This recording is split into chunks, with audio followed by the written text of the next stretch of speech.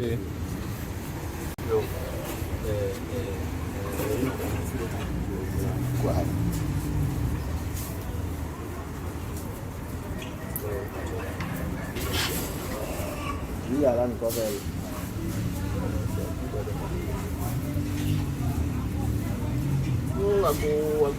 ibu bayi ni, bebu biar, bebu ibu mak, bebu ibu mak, kakak ni, bebu orang tu, aku sebenarnya nak tapi, tunggu kat, nak pay macam mana, aduh cik, bebu ni anak, awal itu tu tu apa, tu lawa aku ni nak tahu, dia nak kau ahad pada kah, kau tu si pada kah, apa tu? Hei, kamu faham? Dekat nak kau lalu nak berita kau tu. Dia ni ketong, kau bermakan apa? Dia cakap apa? Nak kau hendak? Imanyawa mereka. Kalau ketong, ada kudu bin imanyawa. Ada kudu bin imanyawa mereka. Akan kebe ni makan apa? Kau ni cakap apa? Kami mila ketong. Kami ni apa? Kau di nama siapa? Sekarang mereka nak bertina muka. Ketol, no. Kukus, karena best lah. Mabak ko best, mabak ko.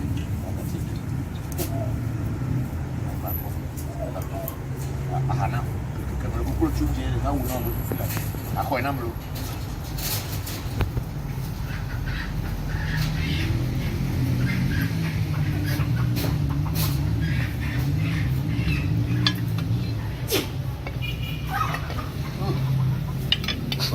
When drink come here, I got you out.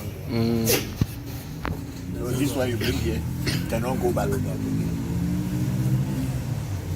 Once you bring the bottle here, you can't take it back. If you take it back, they'll catch you.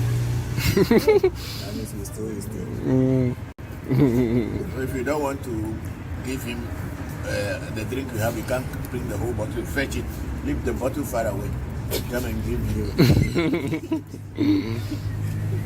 But once you bring the drink bottle, you cannot take it away.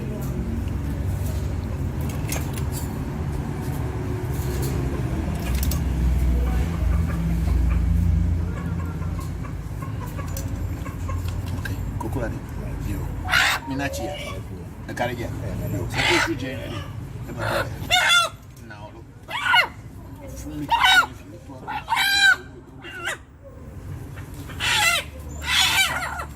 Kabili boleh kuku cuci betul, punya situasi. Nah, nyari.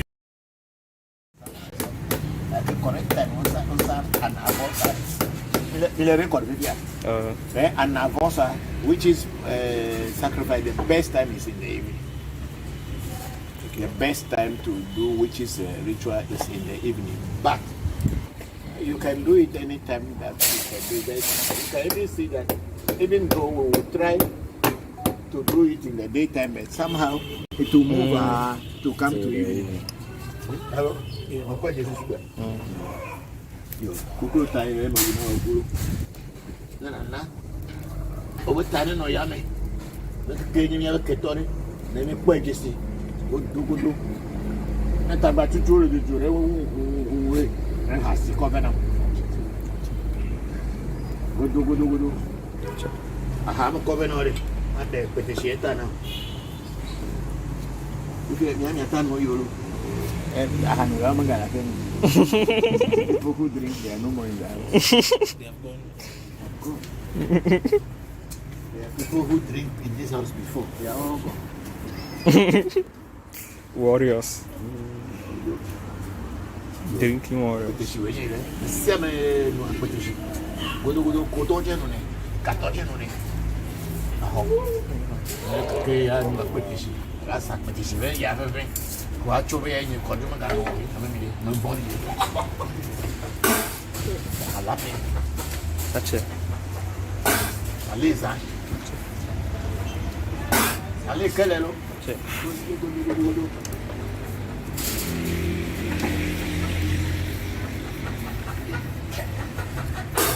Eci bunau lo. Eci bunau siapa? But you know, can you talk about Good, fair. A handy, no call now. Never you matter now. Yeah, no, maybe. Lady. Ale. Hey, no cock peruna, petrol. Avoid you, Taro. Avoid Yelisia.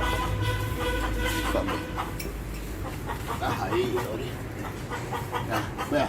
Gin when you then they call the way now. But they sleep with only. Man, I'm not fear, but Victoria. I'm never both you. Oh, Pata, Nalami. I will let only.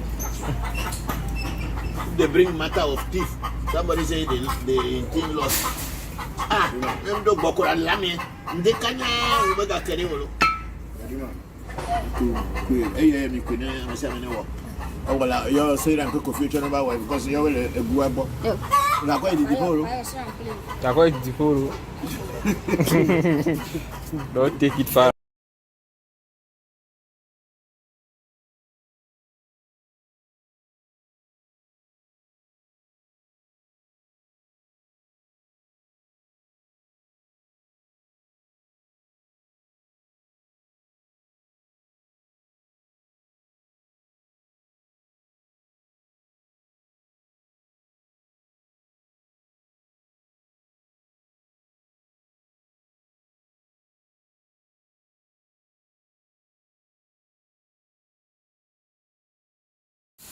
Was speech over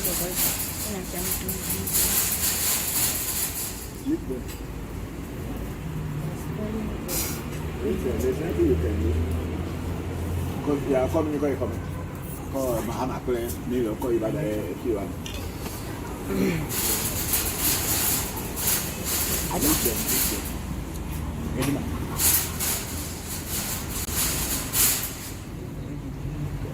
What's your name?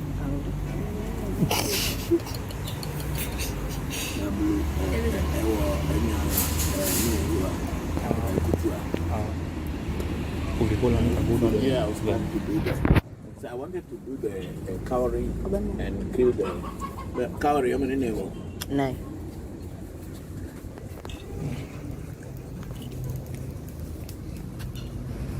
Amaraho. That's it. By the time you move, you become the one who will be in charge of everything when the old people are somewhere. So it's good.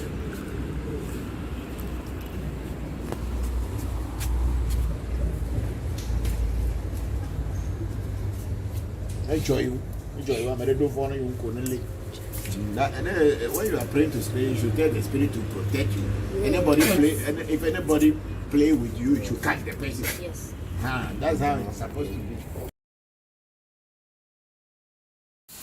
Was speech over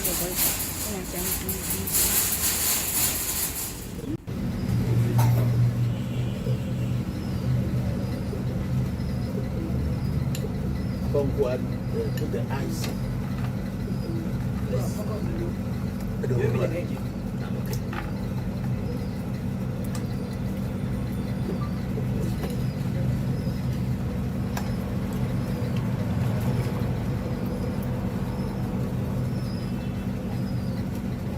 Create a G.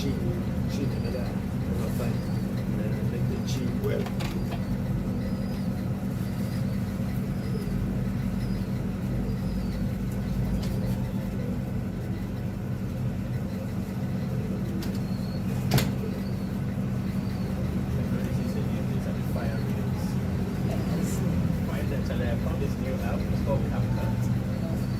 Best phone editing app that I found. Tell it's good. You buy it? No, it's Free? Yeah. iPhone? All those reels and things I've been making. Yeah, those cool ones. Yeah, it's so easy to do. It's easier than anyone. Cheat. Eh? Give it to me. It's called CapCut. Huh? And CapCut. CapCut. Yeah, App Store. Anyway, it also does captions. So if you're talking, you can read captions, and sometimes you'll be wrong, so you go and fix it. But it can do so much.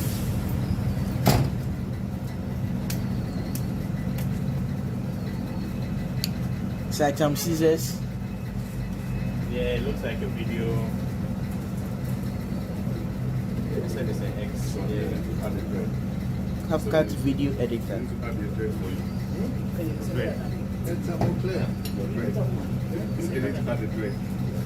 Cut it and be like, yeah.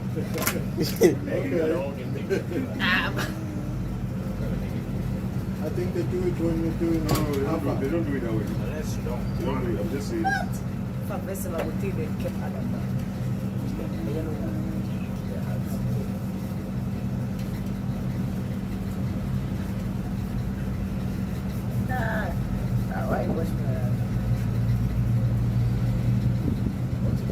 I want to do one of those things. I want to make like a how to make a set. And it will be like this. You take something like this, right? Then you just put it to the camera. And the next shot will be a camera mount.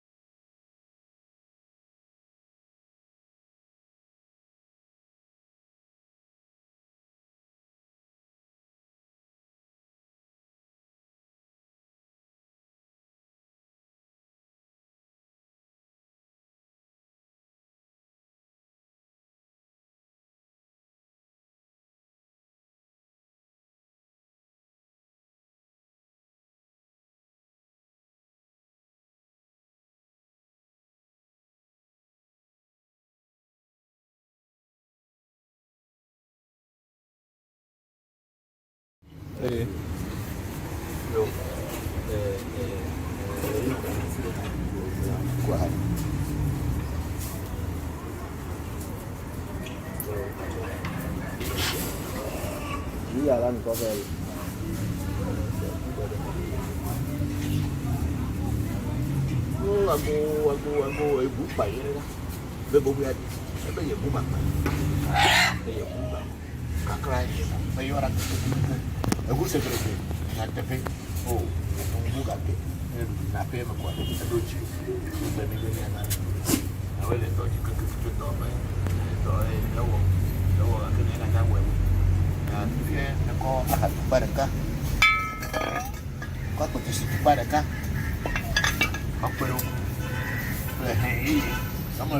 The camera calling la una break a cut the two. We didn't make it over Magan. Maybe you run one. Now, I know. You may now, you may now, and go. Don't get on, you get off, and you could be me now. I could know me now. You may never go. I come to give it to Magan Agbo. Who really jam. I mean, I'm in the kettle. I mean, Agbo dinner, Messiah. She can have a when I go dinner, maybe kettle. Close. Kami pens lah. Mabak ko ben naman.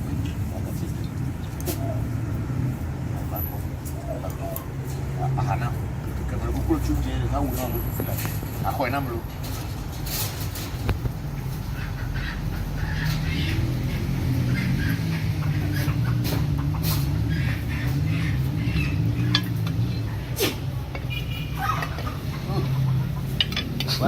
When drink come here, I do all. So this one you bring here, cannot go back. Once you bring the bottle here, you can't take it back. If you take it back, you'll catch it. That means he's still. So if you don't want to give him the drink you have, you can't bring the whole bottle. Fetch it, leave the bottle far away. Come and give me. But once you bring the drink bottle, you cannot take it away.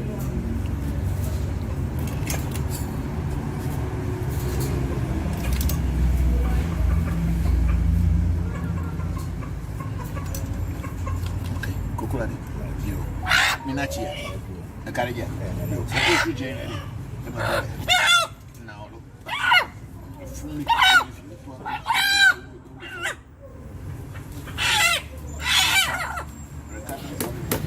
correct time on an avosa.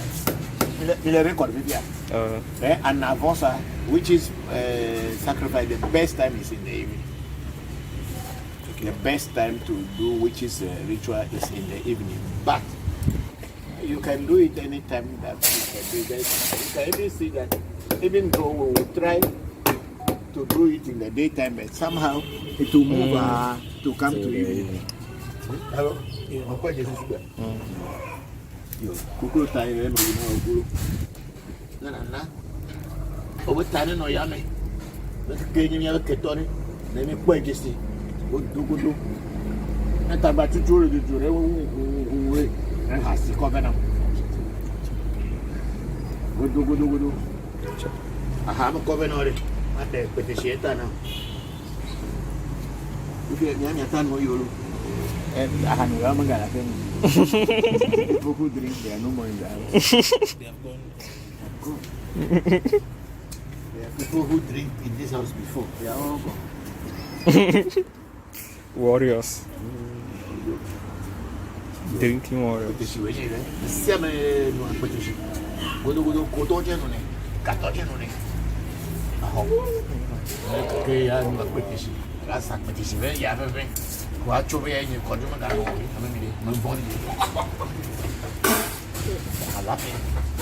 That's it.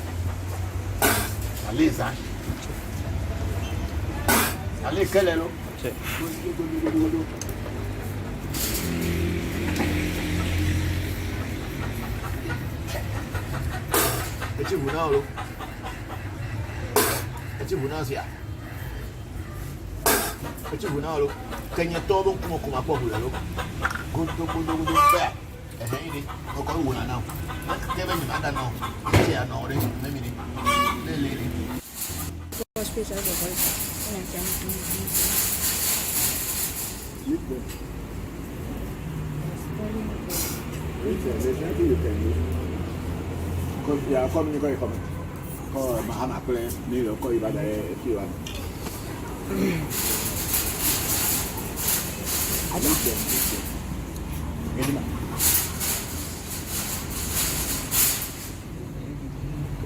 What's your name?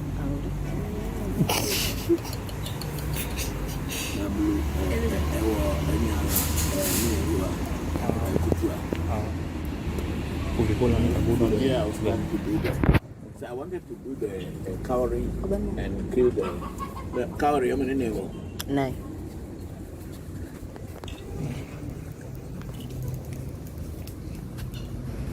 Amaraho. That's it. By the time you move, you become the one who will be in charge of everything when the old people are somewhere. So it's good.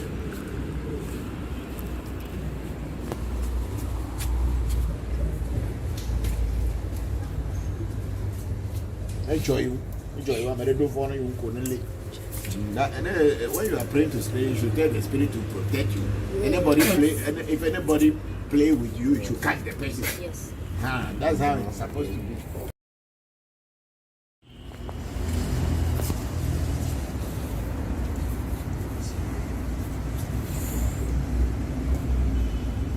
No, because when I wanted to check the calorie, is it because I'm angry I should be?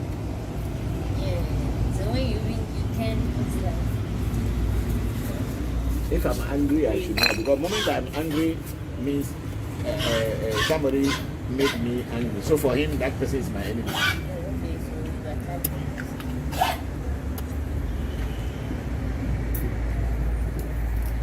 Okay, do better. I'm saying do better. Senador, okay. Yo.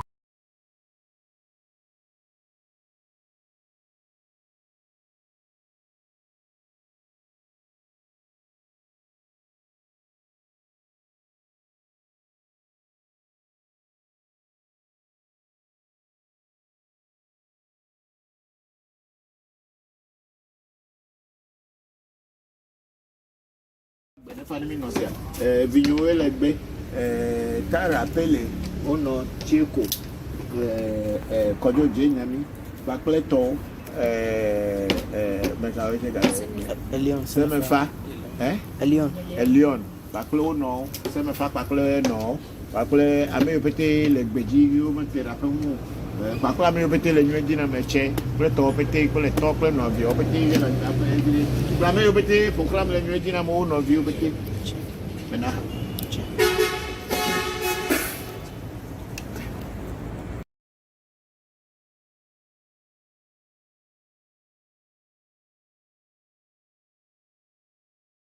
Na zandu, abado o change gbo mo bojo ga gbo ake to we ni ele e kare di tutu o pe ton dia.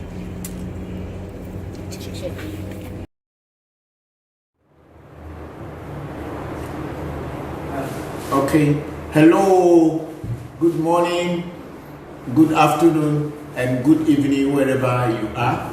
Today is the 11th day of July 2021. We're 11th July 2021 and we are live streaming on Revolution Facebook question and answer section streaming. Thank you very much. And actually this was a suggestion by SB, so that each time when we are doing, we should give the date so that people can follow up on us. We are streaming today, 11th of July 2021 from African Magic Temple in Accra. And I'm thanking SB very much for that kind suggestion. And I think he is right, and we are doing that. So today, the 11th of July 2021, we are streaming live. Just Kofi, are you at the school? Hello? I don't.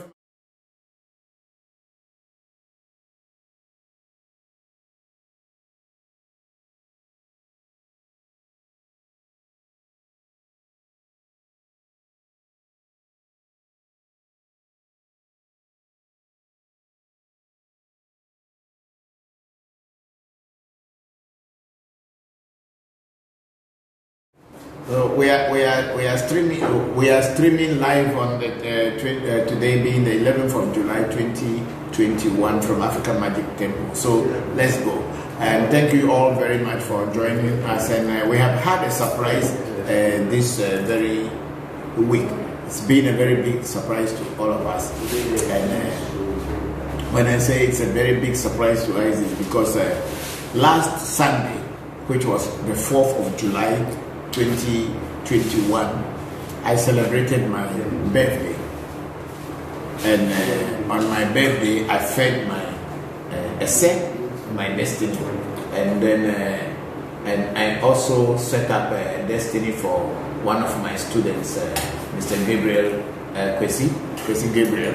We set up his essay that very day, and he also fed his essay.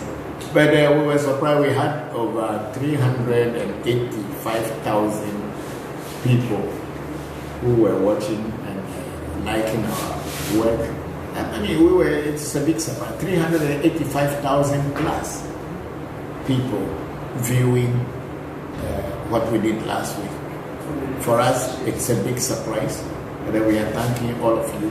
And those of you who had been part of the new people who are joining African Magic Temple, as well as a Revolution question and answer section with Bokor Christopher Voncujovi, I am welcoming all of you to our section live streaming this afternoon on the 11th of July 2021.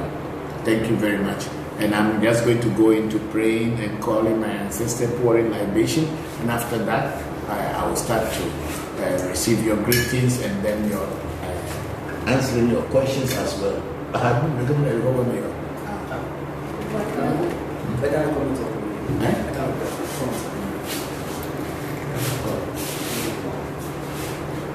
This is a new type.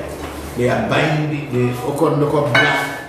I mean, this is not normal. This is the Okondoko blue. No, you can't open it. Look, there's none there.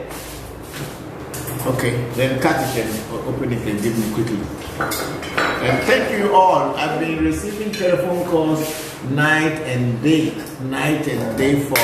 for all yesterday, day before yesterday, the whole of yesterday. I couldn't even rest. Every second, every minute, the telephone is ringing and some new person wants to find out what we are doing.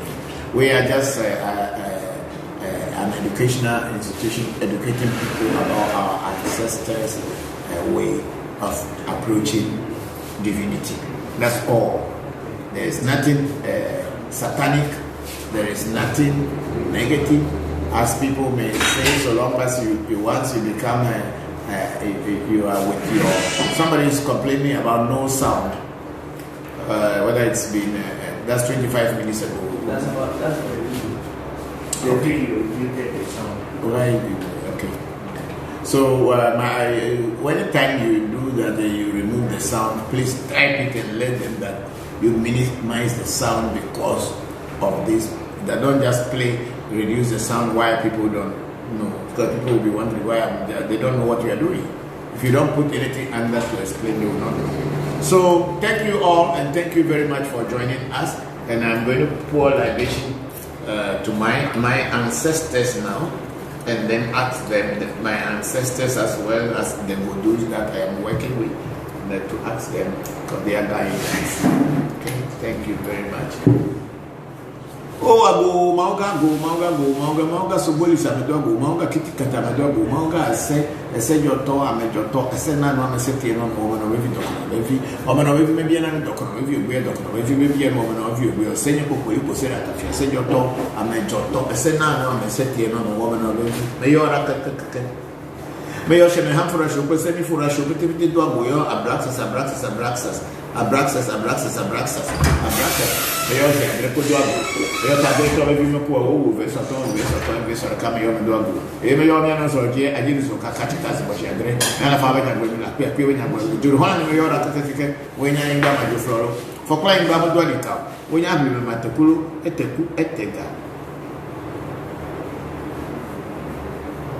o me yo akain be chulo kain woni wa kain je wa kain buzu wa kain trovo wa kain me wa kain chu akain me ta wa kain wa kain Pelipa me ba haja do la ko problem ze je fito na so me do ju e me do akwa ba bo akaku agba mi zango e me plebe mi afa go e me yo ra ke wo jo pata jo ma ko afo kama bo na chi bo fu do me gbere kokolo ko atole fo fo me jo gbanyo he me jo gbanyo me to ya mo mo di oto anu kwa pe be yin le pe me to ba jo tu so pe bo mi no te ka jo pata me ile afi ju ro ba jo yin jo pata me fia jo pata atro me gbeda mo lo mi fa gbe ri die jo pata na fi ya do lo Jopata just me yo amase me boji lo to gbe de ba pe lu tu zugbo lu ajima boju gbo do dala kon kon valenti ba fa me lo va lo jona ko fu abo sa pa me yo ati gele me yo gbo boju me ra fi alafia e ye me yo amanga sese gida ba sese to gbe de ko hare na ro me yo brahini me yo bomo chi me yo gbe foli ko mo na ke bo mi godo lu chi kuma ko na la to gbe yo ba Don't cause people who be able to cause a phone come get it. That's in a most if you see the Amcosa Braco Bramion.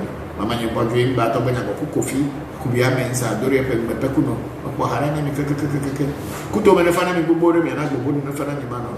A.M. your pony Celestia, Aquia Katrina, could be for your sister, the Funia, or Ben Akubia. Kuto Menefana Bubori, and I go in the Fanani Blevio.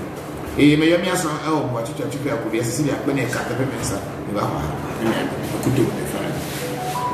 Mayo awu no tuji boko tuji to tuji mayo kini hasa ko njija bara si bara na na mayo patu hoye bitu hoye binde sa hoye na na mayo ra to da akuto me ne fana gbogbo re na gbogbo me fana lo ye mayo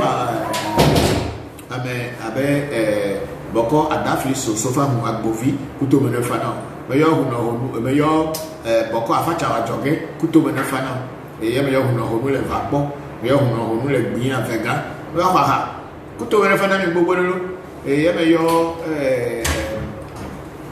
amabe to gbe anani tretu le jita to gbe Abraham jivenu le chame me yo kadi pe me no yo agboja pe me no ajowu pete soku apagolo ple to keke me yo mi apete ye me yo amabe fi ato to gbe sapao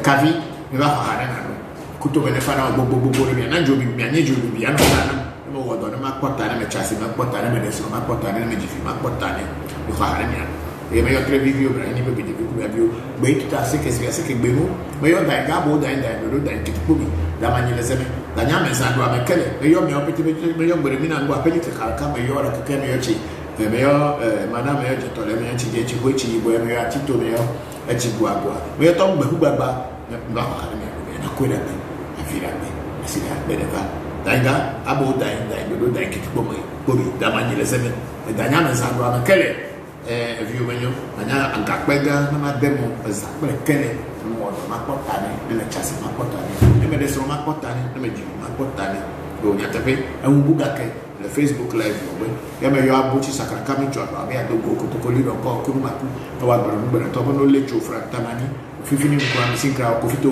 jaba ko cho to ko fito he ko fi atra me yo kable me yo mi ya me yo après de ma pesa ko no ko chi ade no ko chi mo le vo ko chi tro vo ko chi tv ta ke me de khere ke de ke ye pesa diri de pesa kha guto ba de pesa ki ta ye de pesa ye nyo de pe ye me yo ta bolo me cho ya chi he bia me yo mi ape pe le du chi appelé logo do sambada o vipo no appelé to ya bre no appelé to ya senyo appelé to ya wonu ko no mi wono vo wono asisi fuga ama aya se abo ba ya appelé to aya bre abo ba ya appelé to ayi beji abo ba ya appelé to nya pre appelé manu amesi do wono appelé manu amesi obi abo ko e me yo nya tepe wa ga ke mi le Facebook live o nya egbe anu na nya egbe anu to me na me se ni manya le ma do o ya mere kapo o ya mere siame me yo pete le que me pour flamer mi akpori o da go mo no buno ngbo yi mo no buno agbo mo no buno na me se mo no buno e fi mo no buno so na mo no buno ni tu dio la agbo afi o ti mi ayo me e va mi aba African Magic Temple Shrine o ba se netere wo do anyere fi communion tata mi matanya o gbere ni mo we bete chiri ni ata si me ne ku club of vile kemo to ba de obo a me to ba de yen ade mi mo ku ni o ata be blovi me chozo ke pa lo ni ku club do ko mo da go bi ku me ne bo kono ba tino kure da ro le beta si we ken ati ku ne bo kono to mi ni da jere beta da ne jere ati ku ku beti beta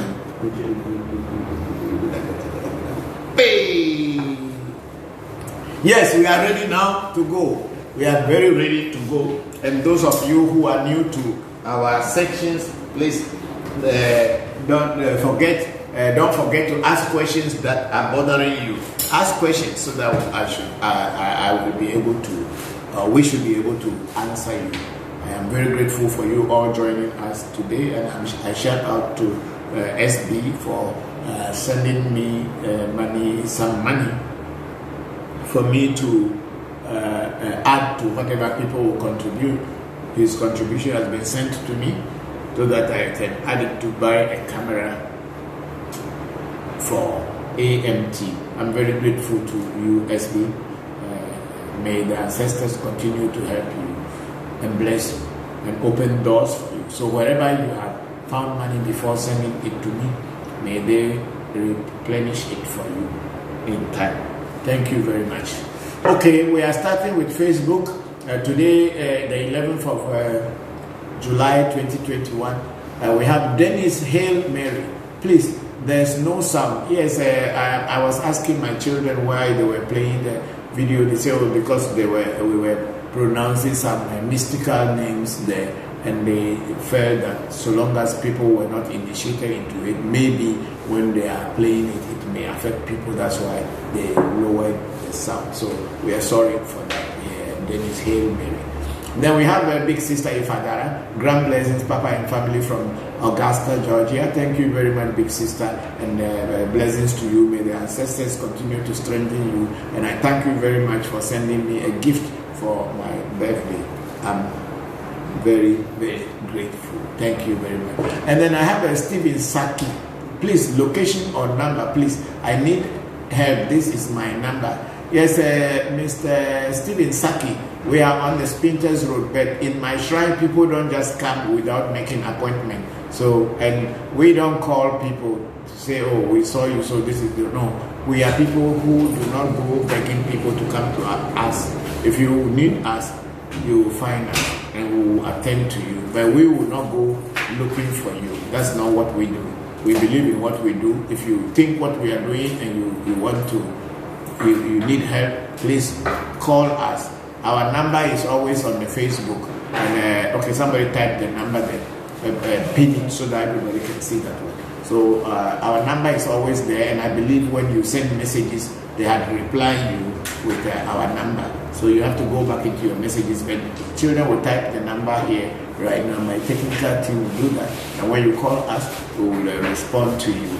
Okay? And I can't see anything now. Let me go. Then we have Doji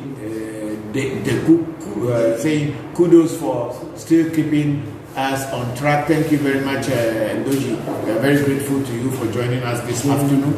And then I have Eric Ray. Papa, greetings from Cape Cod. Okay, thank you very much. I was in Cape Coast. They are saying, say Eric Ray. Okay, say Papa, greetings from Cape Cod. Okay, thank you very much, Eric. I'm very grateful for you joining us. And then we have Amanin Equalizer. Great. Keep Africa alive. Thank you very much, Equalizer. We are very grateful to you. And then we have our son, a Diamond Top fan. Here is Chamba Musa Mohammed saying, greetings, Papa. Greetings, Chamba. How are you? Thank you very much for joining us. I'm very grateful. Then we have a Prince Lawe or Prince Lavoy. Hello, Papa. Prince Lavoy says, hello, Papa. How can we locate you? Please, I'm in Dodowa. Okay, Prince, we are in Accra. Once you type in African Magic Temple or Revolution, you will find our telephone numbers over there. And if you type African Magic Temple into Google Map, you will definitely find our location as well. But we are in Accra on the Spinters Road. But then the exact location, I will not waste my time to be describing it. But once you type in African Magic Temple into your Google Map or into your Uber or whatever, you will find African Magic Temple on the Spinters Road. We are on the main road. We are not inside or anything. You will see our shrine banner on the main road of the Spinters Road around Coastal Estate. Thank you very much, Prince. Then we have Emmanuel Selassie Maulong.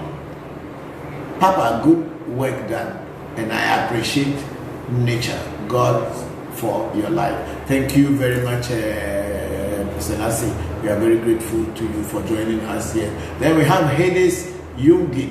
Much love, Bokor. Thank you very much, Hades Yungi. Thank you very much. Then we have Roger Taylor. Please, what is the difference between ancestors magic and Veve magic? Roger Taylor, I don't understand what is ancestors magic and what is Veve magic. I know the Veve, as the Haitians call it.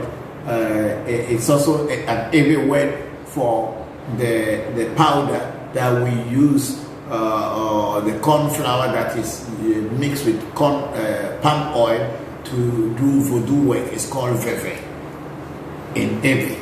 And then I know the Haitians also do something they call Veve, which is, of course, Haitian voodoo is coming from Ewe. Original voodoo, so they also have the word Veve, and they use that thing to draw the sigils and the symbols of spirits. So I don't know what you mean by ancestors magic and Veve magic, but if you can clarify it, Roger, I will be able to explain to you, maybe. Yeah, thank you very much for joining us, Roger Taylor. Then we have our sister, Kadi Fisher. Greetings, Papa and family. Thank you very much, Kadi Fisher. I'm very grateful that you joined us this afternoon. Thank you very much. We are now going on to YouTube, and we have Anthony X. Hey, what is it exactly are they performing? What spirit is being communicated with? I don't understand your question, Anthony. We have so many spirits here, and if you are referring to the video that we put, we have so many videos out there. I don't know which one you are referring to. You must be very precise and let us know. We have so many spirits that we work with, and we work with them as and when it is necessary to work with them. So when you say what exactly are they performing, what spirit is being communicated with, I will not understand what you mean. But if you are talking about the video where we were praying to Egu, in one of the videos, and I don't know whether we were also praying to another thing, but there were so many things that we did last week, from last Sunday to today, to yesterday. There have been so many things, and the videos that are being played are part of the last week's works that we did. Then we have Anthony asking, good day, Bokor Christopher. Today is 7/11. What is a lucky day? What a lucky day and time? Oh, I don't know about that. Me, I'm not using 7/11 as my lucky day. I'm not doing astrology. I'm doing Vodu. So please leave that one out. I don't know what it means. Then we have Anthony X again. Happy belated. What is it? UNK? Unique. Okay, thank you very much. Then I have Faze Jigbezan Sesoka. Greetings and good day, Papa. And Sena Bokor Enuledo. Thank you very much, Enuledo. Now, Jigbezan. I hope you are both well. Thank you for the work you have done for me. I look forward to doing more. Thank you very much. Yes, of course, the work we did for you was done very well, and we pray that it materializes in your life. Thank you very much, Jigbeza. And then we have Anthony XV. Praise to the ancestors. Ashe. Thank you very much, Anthony. Then we have Mario Young. Good evening, Daddy, and AMT family. Greetings from India. Thank you very much, Mario. We are very grateful that you join us this afternoon. Thank you all for joining us, and please, we are in the streaming now, so everybody should send in their questions, whatever you don't understand, whatever is bothering you in African traditional spirituality that had been a misunderstanding and you couldn't understand, and you abandoned what you are and what belongs to you, and you follow things that are not you, and you had not been finding answers. Please ask me questions and let me answer you. Thank you very much. And then we have Roger Taylor say okay. Thank you, Roger. Then we have a Sherry Garden. Papa, that may never. Papa, I want to know if this has spiritual interpretation. My senior brother who works at Tema Free Zone called to tell me that 3 days ago he had a blackout, and I mean he collapsed on his from the bathroom washroom around 1 a.m. midnight. No one knew, and he had been lying there for who knows how long till he gained consciousness, then saw 2 dogs in their compound lying down next to him. Okay, yes, of course, those kind of things have spiritual implications. In every culture, when you fall down in the bathroom, you fall down in the toilet room, or you are going to farm, and on your way to farm and you fell down. It's a message from the ancestors, or your ancestors, or spirits, or ghosts. There must be something you are not doing well, and they just wanted to correct you or inform you. Sometimes that fall will result into you having a stroke, paralysis, complete paralysis, and maybe you can even die through that. But if your brother was able to wake up, he should do a reading to find out what is he doing that is not right for the ancestors, and they are trying to caution him and direct him. But that could have made him become paralyzed. Falling down in the toilet and falling down in the bathroom, on the road to farm, or even falling down at your own farm. It's a bad sign in every culture. It's a taboo, and it communicates the message of the ancestors directly to you. There's something that you are not doing very well. You have to look at yourself, go back into yourself and try to find out what he should go back into himself and find out what he is not doing very well. Thank you very much, Cherry Garden. Thank you. Hope this will clarify some part of the understanding. Yeah. So let's we go up and we say Senate Tuesday is saying something, but something is covering here. Senate Tuesday is saying blessings and thanksgiving to you, Papa. Thank you very much, Senya, for joining us. We are very grateful and we are very happy to see you progress, and we are seeing the way your progress is going, and it's making all of us very happy. We wish you well and we wish you to reach the sky. Even the sky may not be the limit. You should be above the skies. Thank you very much, Senate Tuesday. Then we okay, that's all that we have, and okay, then we have Samson Goti. Greetings, Papa. I'm watching live from Germany. Thank you very much, Samson Goti. And then we have Simon Kofi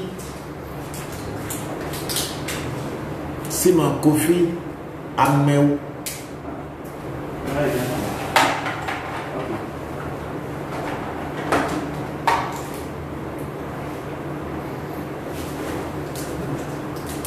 Okay, Simon Kofi Amewoche. Simon Kofi Amewoche. That whenever I want to find out if I can be taken through having a fast spirit on my own, and can I get third eye? Mr. Simon Amewoche, it is not that as easy as you are saying. It is not like going to the supermarket and buying a biscuit, whereby you go and buy third eye and put on your face. It's nothing like that. And even to get a fast, it's a whole process. You have to be initiated, but it's not just like you just come in and give fat to you. So if you are interested and you are serious, you have to look for the source, what you are looking, go to the source to find out what you are looking for. Getting a third eye is not something you buy from a supermarket, like a sticker and put on your face. It's a whole process. So these things that people ask every day as if third eye is a commodity in the shop. Yes, let's go. We have Hades Yogi. What is different between Bokor and Hunoga in Vodu? Yeah, that's a very good question. Vodu means spirit in Ewe language. It is the same thing people Yorubas will say Awo, spirit. So when they call somebody in Ewe as Bokor, Bokor is a person who has been initiated into Fa. If you are not initiated into Afa, there is no way people should call you Bokor.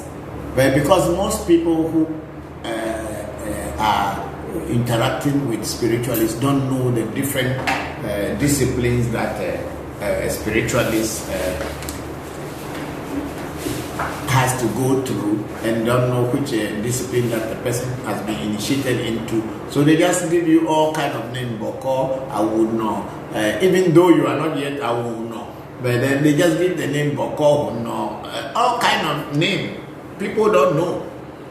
If a person is initiated into Afa, then you can have that title, a Bokor. And what is Bokor? A Bo is your intellect, and Bokor means someone who has a higher intellect. That's all that it is. So when you are initiated into Afa, you are regarded as a person who has a higher intellect, in the sense that you are going to be dealing with intelligences of the Fa oracle, and you will be going through a whole lot of process to complete the initiation. So you are called Bokor. You can be a Voodoo priest, but you cannot be called a Bokor if you are just a Voodoo priest without being initiated into Fa. There is no way you should be called Bokor. On the other hand, who is a Huno? Huno is a person who is in charge of who. And the word hu is HU with an accent on the top of the U, and it's a nasal sound, or which is when you breathe. Our breathing, when we breathe, when you sigh, you say. When you are angry or something that is too much for you, you sigh and say. That word or that sound is what the Ewes regard as God. I want everybody to come back to me very well. That sound, when a person breathes out, a dog breathes out, any animal breathes out, they breathe out. That word in Ewe is what is regarded as God, and that is the one that is guiding you.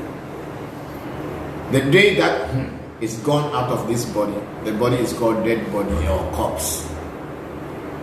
So the is regarded as God in Ewe. So anyone who is doing the work of is called Hunoga. That word Hunoga is the Ewe word. But when the word has traveled all the way to Haiti, instead of people calling it Hunoga, and okay, not only because you have traveled to Haiti, even the Ewes will call you, especially in the Benin side, they can call you Huga. And Huga just means Hunoga. Huno is someone who is in charge of, or somebody who does Voodoo work is regarded as Huno. And if you become a senior Huno, you will be called Hunoga. Ga means big in every word. Anything called Ga means big. So the word Huga or Hunoga or Bokoga, Ga is qualifying. Is it qualifying? Yes. The status of the Huno. How is it Hunovi, which means small? Hunvi means somebody who is just learning about Hun. Then you get to Huno. Hunoga. So Huno is the one who knows his way and everything. But when you become to get students and the students come under you and you start training them, your students will begin to call you Hunoga, which in Haiti is always called Huga, Huga, Huga. And people who do not understand every word, they are taking the word as a French word because it is written in the sea. And since French people usually when an age starts a word, they don't pronounce the age, they pronounce only the words that come after the age. So they begin to call Uga. Uga. There's nothing in every word called Uga. We are not French people, even though French has colonized part of every land. But our Ewe language is not a French language, whereby it's because you call hôpital, which is hospital. And then if you see Uga, you will say Uga. It is not Uga. It is Huga or Hunoga. Someone who is in charge of is called Huno. And if the person has grown and is very mature, and people start giving him respect, they will call him Hunoga. And in Haiti is called Huga, but not Uga, as a lot of people have made mistakes by using every word as if it was a French word. It's Hunoga, it's never Uga or Huga. Thank you very much, Hedis Yogin. Thank you very much for the question. Then we have again Roger Taylor saying, thanks for your reply. I'm a Hermetic student from Franz Baden's system of magic. Can I also practice traditional magic as well? My brother, Franz Baden's magic is Franz Baden's magic. That's not what we practice. We are not practicing traditional magic. We are practicing Voodoo. I have practiced Hermetics. I practice Kabbalah. I practice all kind of things. But I don't think what you are saying, you really know what you are saying. Because what are you practicing in Franz Baden's book? Or Francis Baden's system, if you can elaborate. It's not like reading books and that's not practice. You can read books and that's not it. We are doing a real practical thing. I have all Franz Baden's book, all, even starting with the one with the magician. Those books, and I have read.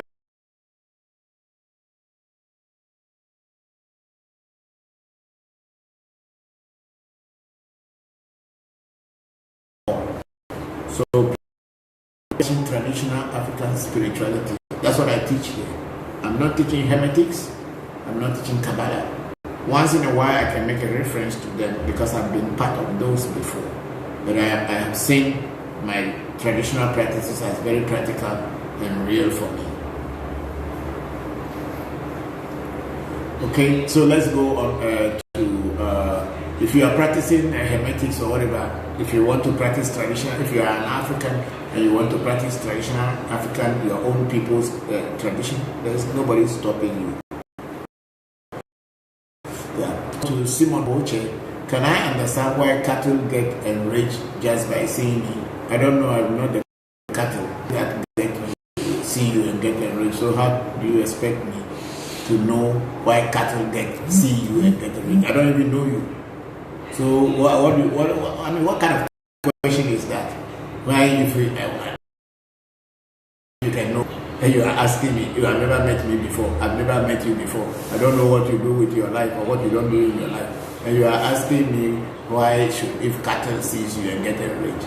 What about the people who are cattle heads? Is cattle getting enraged with them too? Please, I don't know. Please, let's go on. Eric Gray, greetings from Cape Town. Okay, thank you very much, Eric. How are you? I'm very grateful. Thank you for joining us this afternoon. Then we have Cherry Garden again. Papa, that whenever, Papa, I want to know if this has, okay, we have already, well, how come it's at the bottom again? He resent. Okay, I have already answered. If you did not get my answer, please go back to the video. I have already answered your brother. I said that's a message from the ancestors. Your brother may be doing something bad, or that the ancestors wanted him to correct himself. So let him look back into his own life and correct his mistakes. Okay, we have Hayden Yogin again. What are some African ways to develop our intuition to hear spirit better in our lives? Is sitting meditation part of Vodu? Africans don't do meditation the way the Eastern Oriental philosophy teaches meditation. We practice Vodu or spirit, or we practice dealing with spirit directly. We're not going to sit down and be daydreaming and tell ourselves that we are doing meditation. Our mantras, as is in yoga, or as is in Hinduism, as it is in Buddhism, as it is in Jainism, as it is in Hinduism, are mantras that we don't pronounce very easily, or don't just call them for fun. And if you are not initiated in Africa or into Vodu, certain mantras will never be given to you until you have been initiated before the mantra will be handed over to you. It is not like just by reading mantra in a book and start sitting down and you sit down and say your meditation before you know you are sleeping. But then you keep deceiving yourself that you are in meditation. Vodu mantras are very practical and very, very realistic and very straightforward to the point. When these mantras are pronounced, changes happen in nature. Let me say it that way. It is not meditation. Africans don't do meditation the way Oriental philosophy teaches about meditation, where you sit down calm and do this. No. African. That's why when I see a lot of Africans on the social media saying that they are teaching yoga, African yoga, they are teaching that yoga and this. Africans don't do yoga. That's the truth. Our mantras goes with practicality. There are certain things you put in place, certain herbs you put together, and then you repeat the mantra on it. Changes happen in nature. That's what Vodu is. So Africans don't sit down and say they are doing meditation. But if we are going to look at meditation as just like thinking about the things you want to do or things you want to achieve, and if that's called meditation, then of course, if you are going to do a Vodu ritual for anybody, you, the Voodoo priest or Voodoo Bokor or Voodoo Huno, as I was explaining, you, the Huno, must use your mental power to follow the rituals you are doing so that it can have changes in nature and materialize for the person you are working for.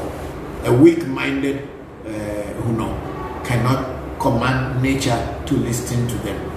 So that's what we teach here in African Magic Temple, teaching people how to be able to make their voice to be powerful so that nature can listen to them. So in Voodoo or African traditional spirituality, we don't sit down and do meditation. But we sit down and think about what we are going to do. And when we are doing it, whether sitting down quietly or not quietly, our minds are straight away on what we are doing, so it should materialize. So that is how Voodoo is. It is not like the Oriental philosophy where people sit down, they are sleeping and they say they are doing meditation. Thank you. Then here is Yogin again. How was the first man and woman initiated into Ifa Voodoo without an elder or anyone to initiate them? Does that process still exist today? Can we be initiated into Ifa Voodoo by spirit without elder and thank you? Yes, that's a very, very beautiful question. I was not there when the first person was initiated. So when you ask me how they were initiated or how they were not initiated, I will not be in a good position to answer that question. And nature, as it is, has a lot of spirits. Spirits are living entities, but with bodiless, they are bodiless beings with no bodies. Spirits can come in your dream and teach you something to do. And if you do those things and it materializes for you, then that means you have gotten a secret that nobody else has.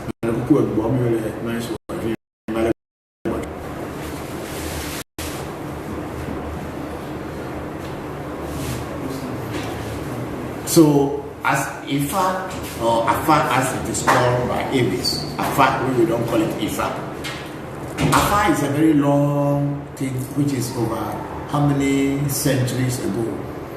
It is not compared to any spirituality whatsoever on this earth yet. And so I cannot tell how people were initiated in the first. And if today people can self-initiate, I don't think so. If you want to drive a car, you go to buy a car. But if it is good, that you yourself, you can build your own plant. You can build your own car manufacturing plant and buy all the machineries and then build your own car and drive it. Then of course you don't need to go and buy a car. But I believe very strongly before you'll be able to buy all the machineries and build your own car, it will cost you more money than going to buy a car from a dealer or a manufacturer. So for you to self-initiate, maybe, I don't know, if you don't want anybody to teach you and you want to self-initiate, then you must wait until when the spirit comes to tell you how to initiate yourself.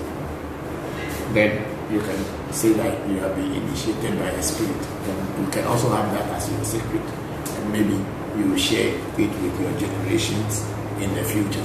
But as I am sitting here now, I don't know how people can self-initiate. I've never initiated myself before, so I don't know.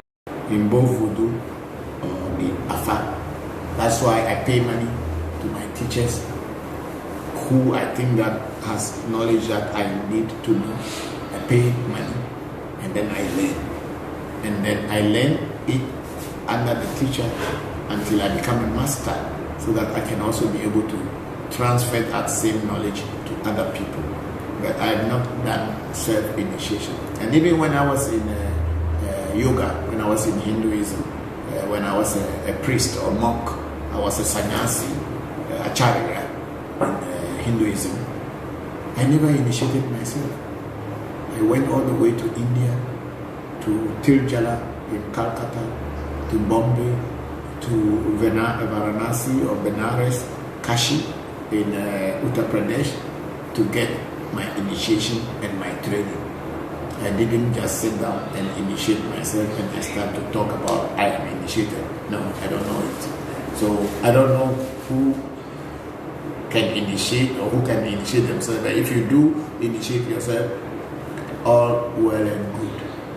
I was initiated by a teacher who knows the road more better than me. Thank you very much, Hedi Yugin, for all your questions. And then we have Ahiyadeke Tony Senam. I like watching you. Thank you very much, Senam. We are very grateful.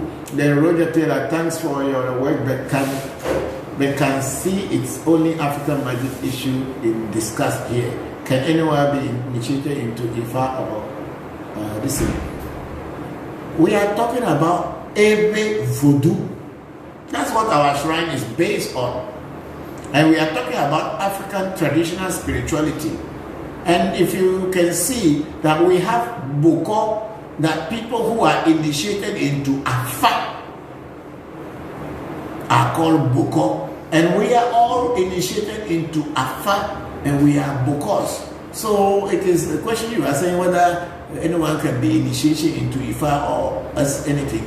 Yes, of course, Afa is Ifa and Ifa is Afa. But the Ewes call their Ifa Afa. What I teach here, I base my teachings on. If you can even see what my children say, African Magic Temple or Revolution, Ewe Vodu. What is it? Can you read it there? Something about Ewe Vodu. We are teaching about Ewe Vodu. But we are not teaching about Hermetics. We are not teaching about Kabbalah. We are not teaching about Hinduism here. We are not teaching Buddhism here. We are teaching about our own people's culture and the way they relate to their divine, or how they relate to divinity in our culture. I don't want to have that belief that only white people, only Jews, only Arabs that have connection to the divine. Our people had been living long before them. So why didn't we have weight? We did have weight to this thing. And when people use Christianity and Islam to come and camouflage our this thing and made us to think that we were useless people, we don't have any access to God. Man teaches you how to go to Allah. You cannot see Allah, and unless the European teaches you how to go to God, you cannot see God. This is what we are trying to break, that stupidity. This is why my shrine has been established, to teach Africans how they can relate to their own God through how they can relate to God through their own traditional ways. Because our ancestors had the name of God in our language long before the white man and the Arab came onto African soil. So if they did not know, God, how come they have the name of God in our languages? Are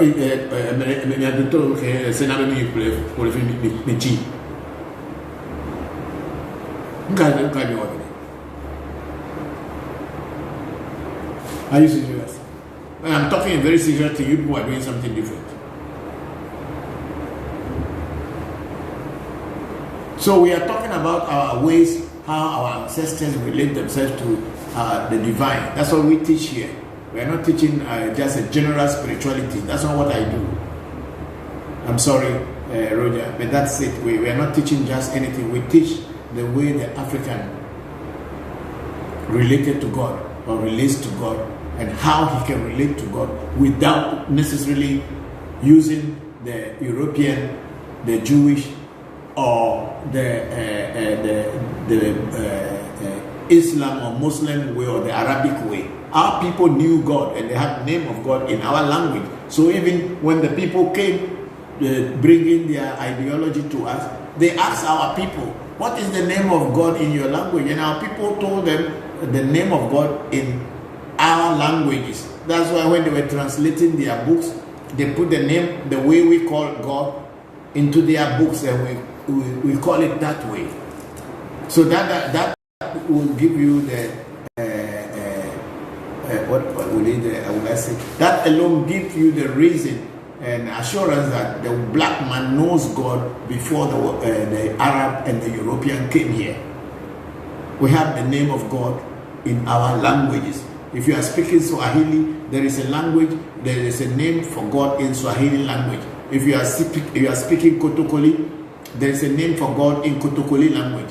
If you are speaking Hausa, there is a name for God in Hausa language apart from the word Allah. This is what I am trying to teach here. I'm not just teaching just spirituality just in vague. I'm teaching, but I make references to things that are the same thing, how we do it in our culture. Another culture will do it in a different way and mention different things, but this is how we do it in our culture. This is the way we relate to God in our language, in our culture, in our way or our system. We are not talking about Franz Baden system or talking about whatever system. We are talking about the African system. A white man is not the only person who knows God. We had the name of God in our language before the white man came here. And that should tell you that we also know God. Thank you very much. And the Roger Taylor is saying, okay, thank you. And then we have Jamfi Florence. Please, I have been initiated into Ifa almost 7 months now. But I don't see anything anyway. Not by you. Anyway, not by you. Please, can you help, please? Okay. Florence, I think the person who has initiated you is still alive. If the person who has initiated you into fire, first thing you will do is to call the person to try to explain more of the initiation, more of the ways that they have been doing before they initiated you or after your initiation. Spirituality is not magic. It is not like you are initiated today and then by the snap of a finger the whole world turns around. Spirituality is a way of life. It is your way, the way you behave, the way you talk, the way you walk, the way you do things is what will enhance your progress on the spiritual path. If you are expecting that once you become initiated into Afa, you become a magician and you can just be doing your hands and things will be changing, that is only in the movies. It is not a reality. But Fa, when you are initiated into Fa, Fa will tell you exactly how you should live your life. Things you should avoid. People you should associate with. People you should avoid. Even to the point how to sleep, where you should sleep, where you shouldn't sleep. And if those things are not taught to you, Florence, then you must go back to your teacher and ask him to explain them to you. And if after asking your teacher and still you cannot know, or he himself does not understand what he is teaching you, you can look for other teachers to help you. Because once you are initiated into Fa, you are initiated. The Odu, the Fa Odu that or Ifa Odu that you are initiated into is already known, and you don't need to worry about it. You can send it to any other spiritualist or to any other Ifa priest or Baba Lawo or Olowu or Bokor, as we call it in Ewe, to explain to you what that particular Poli or that particular Odu means and how can you work with that Odu to realize your dream. That's what you should do, Florence. Thank you for joining us. I hope it made some sense. Then we have Nana Raymond. How can someone activate his third eye? By learning spirituality. Okay, Nana Raymond, you can only activate your third eye by learning spirituality. And it's not called pineal gland, it's called pineal gland. It's not pineal, it's pineal gland or pituitary gland. Those are the two glands in the human body that activates the sixth sense. It's not called pineal gland, but pineal gland. Yes, so thank you very much for your question, Nana Raymond. Then we have Agri-Fin. Good day, Papa. I'm enjoying your teachings. Thank you very much, Agri. How are you? Thank you very much for joining us. I'm very grateful. Then we have Eric Ray again. Is it possible for me to ask the spirit for lotto numbers when you are really in need of funds? And how can one go about it? I don't teach about lotto numbers here. I'm not a lotto number Bokor, or I'm not a lotto number Uno. So I don't know how you go about that and then teach that. Recently, some people have stolen my profile and put them on the televisions in Ghana, and they said they were giving lotto numbers to people, and I am suing the television station now. My lawyers are taking the case to court, and maybe very soon it will be public. I'm suing them for using my profile picture to be giving lotto numbers to people, trying to tarnish my reputation. I don't do lotto, and I'm not I don't believe in game of chances, so I don't use my spirituality on that path to look for lotto number or game of chances. I want to use my spirituality to help people change their destinies, to help people change their life, not a quick instant changes. I want permanent changes to happen to people's lives. So I am not a lotto number giving Huno or Bokor. If I can get a lotto number that I know is going to win, why wouldn't I play it myself and win? Why should I give it to other people? I should play it myself and win big. Because if more people play it, then the money will not be enough to share. But I'll play it alone and I win, and then I take all the money. That's what I believe in. So I don't see why number. If spirit can give me lotto number, I will just use it for myself.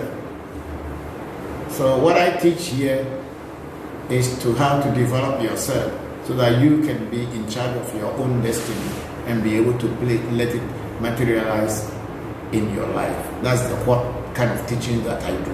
It's not about lotto number, and it is not about instant money, and it's not about ritual money or money come back to my pocket. No, I don't believe in those things. Those are all charlatans deceiving you, telling you that they can give you a lotto number. If they can give you a lotto number, why they will not play themselves? Okay, so that's it, Eric.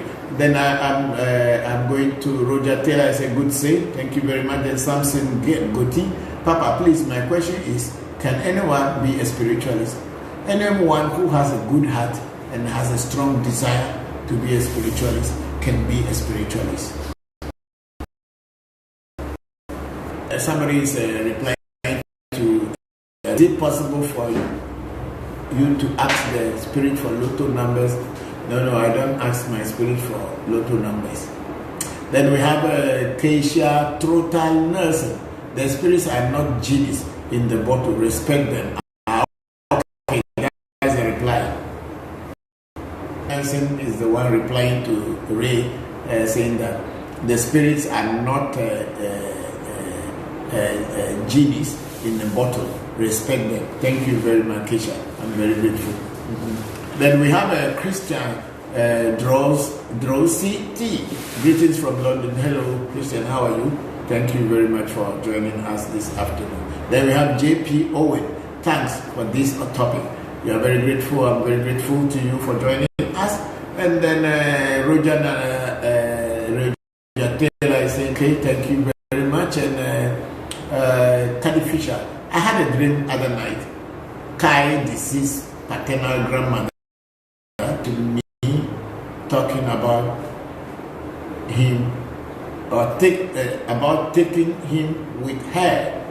Okay, Kadi, we'll talk about that, but then I can discuss it. Yes, it is. If you are the one who was having the dream, that means it's also possible that Kai's grandmother on the paternal side, who is already deceased.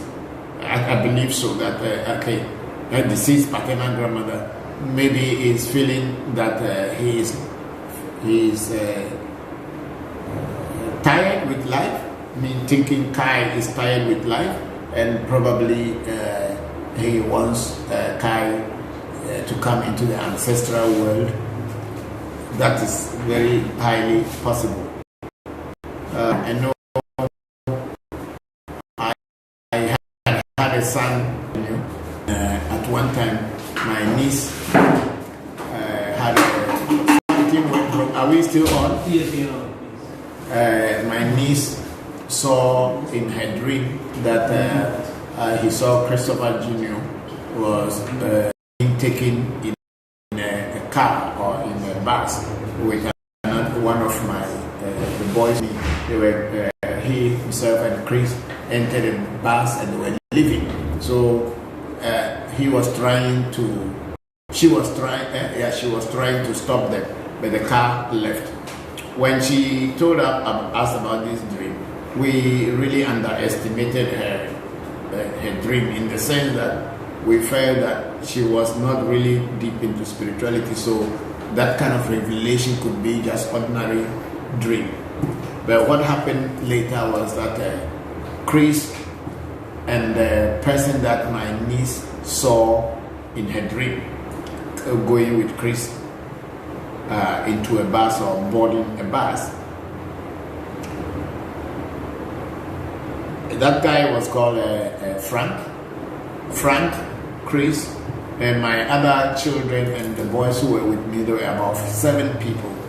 They were in one of my pickup and we were traveling home. And I was also in another car. We were all going. And before I got to them, they had an accident. And unfortunately for me, I lost Christopher Jr. in that accident. So if I had taken my niece, dream seriously at the time, I would have done something very quickly about it to close that door. But then it didn't. I didn't take it serious at that time. So in the accident, Christopher Jr. died in that accident. And even until today, I kept blaming myself for not acting on it very quickly. But then God knows why He does what He does. We are not totally in charge. So let us see what we can do after my section today. Thank you very much for joining us. Then we have Hades Yogin again. Thanks for keeping in real and clearing that up for me about been contemplating that about meditation in Vodu for a while now. I understand. Okay, thank you very much, Hades Yogin. Thank you. In Vodu we don't do any meditation. Our rituals are more effective and more serious than sitting down hours and deceiving yourself, dreaming, sitting down dreaming. You say you are meditating. Then if you see a lot of the people who are in the ashram, they are doing meditation. Were they not for being vegetarian? Some will be fatter than Buddha. They will be fatter than the Chinese Buddha. No, you are just sitting down, eating and sleeping and dreaming, and say you are doing meditation. Now, because nobody can enter into your head, they don't wake up and say, but Vodu is a very practical thing. Bah, bah, bah. You see, answer. Yeah, so we go again, Hades Yogin again. During a Vodu ceremony, is mounted by a spirit. What happens to the spirit? Host or person being mounted once the spirit takes over their body temple.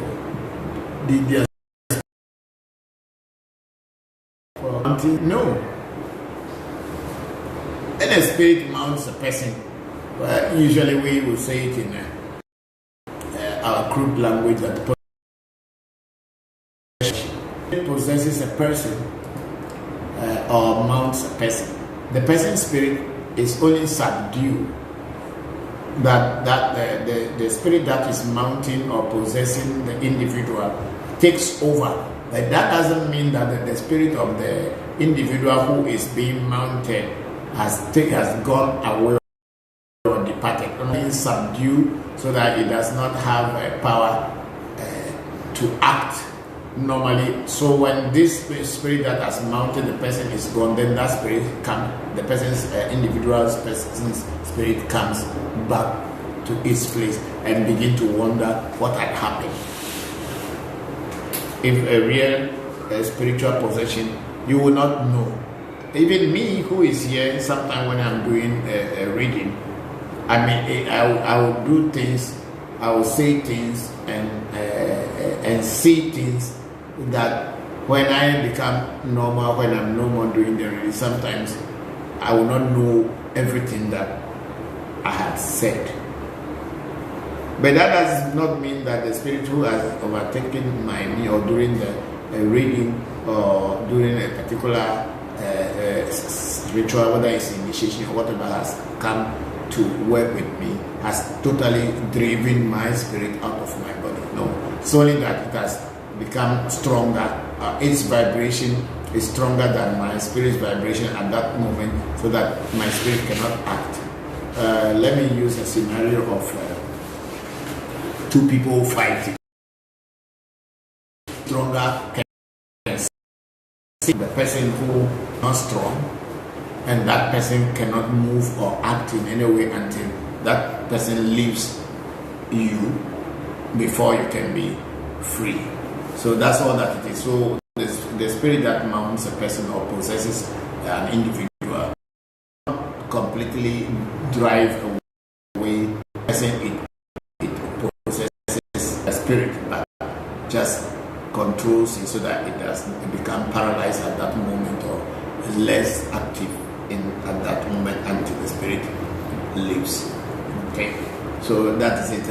Hades Yugin, thank you very much for that question. It's very interesting to add that question. Then we have Kesha Trotter Nelson again. Thank you, Baba. Our ancestors are great. Thank you very much, Kesha. We are very grateful to you. Then we have Samson Goti. Papa, I need your number. My number is already there. It's everywhere. It's not something hidden. We have got it written even today already, I think. Then we have Roger Taylor. But please, I think to help humility much about Africa, humanity much about Africa Vodu practice, it needs also to be put into book and listen. You see, the whole thing is Africans do not believe in putting things down. There are certain words that if you are not initiated and you read it, you get mad, or your spirit will even leave your body and you'll be dead. That's how strong Voodoo is. So it is not something that you're going to put in a book because somebody will come and read it tomorrow. If you want to learn about Voodoo, that's why Voodoo has always been in its path for this long. It is not like things they'll put in books for people to read. Some part of Voodoo can be explained in books and all this thing, but to get a real power, you must go under a teacher and you must be initiated before you get the power. You cannot write those things in a book. I have notebooks here. Some of the words that I wrote there, I covered them and I wrote with red pen. And don't open this point or this page unless you have taken the seed in your mouth. Why?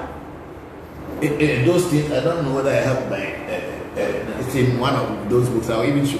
That don't open it, even though I have written it down. But I said so in the sense that somebody who is not initiated should not say that there's a book I can just look at it and then I start practicing. You will die. It's not me who is going to kill you. It is you yourself who is going to kill yourself. So Voodoo is not Kabbalah. Even in Kabbalah, it's not every word is given to this thing. They write the words in code. And if you don't understand the code, you cannot read them and make good use of them. Go to the 6th and 7th book of Moses. Go to the 8th, 9th, 10th books of Moses. And all other books that have called these spiritual secrets. They are written in codes.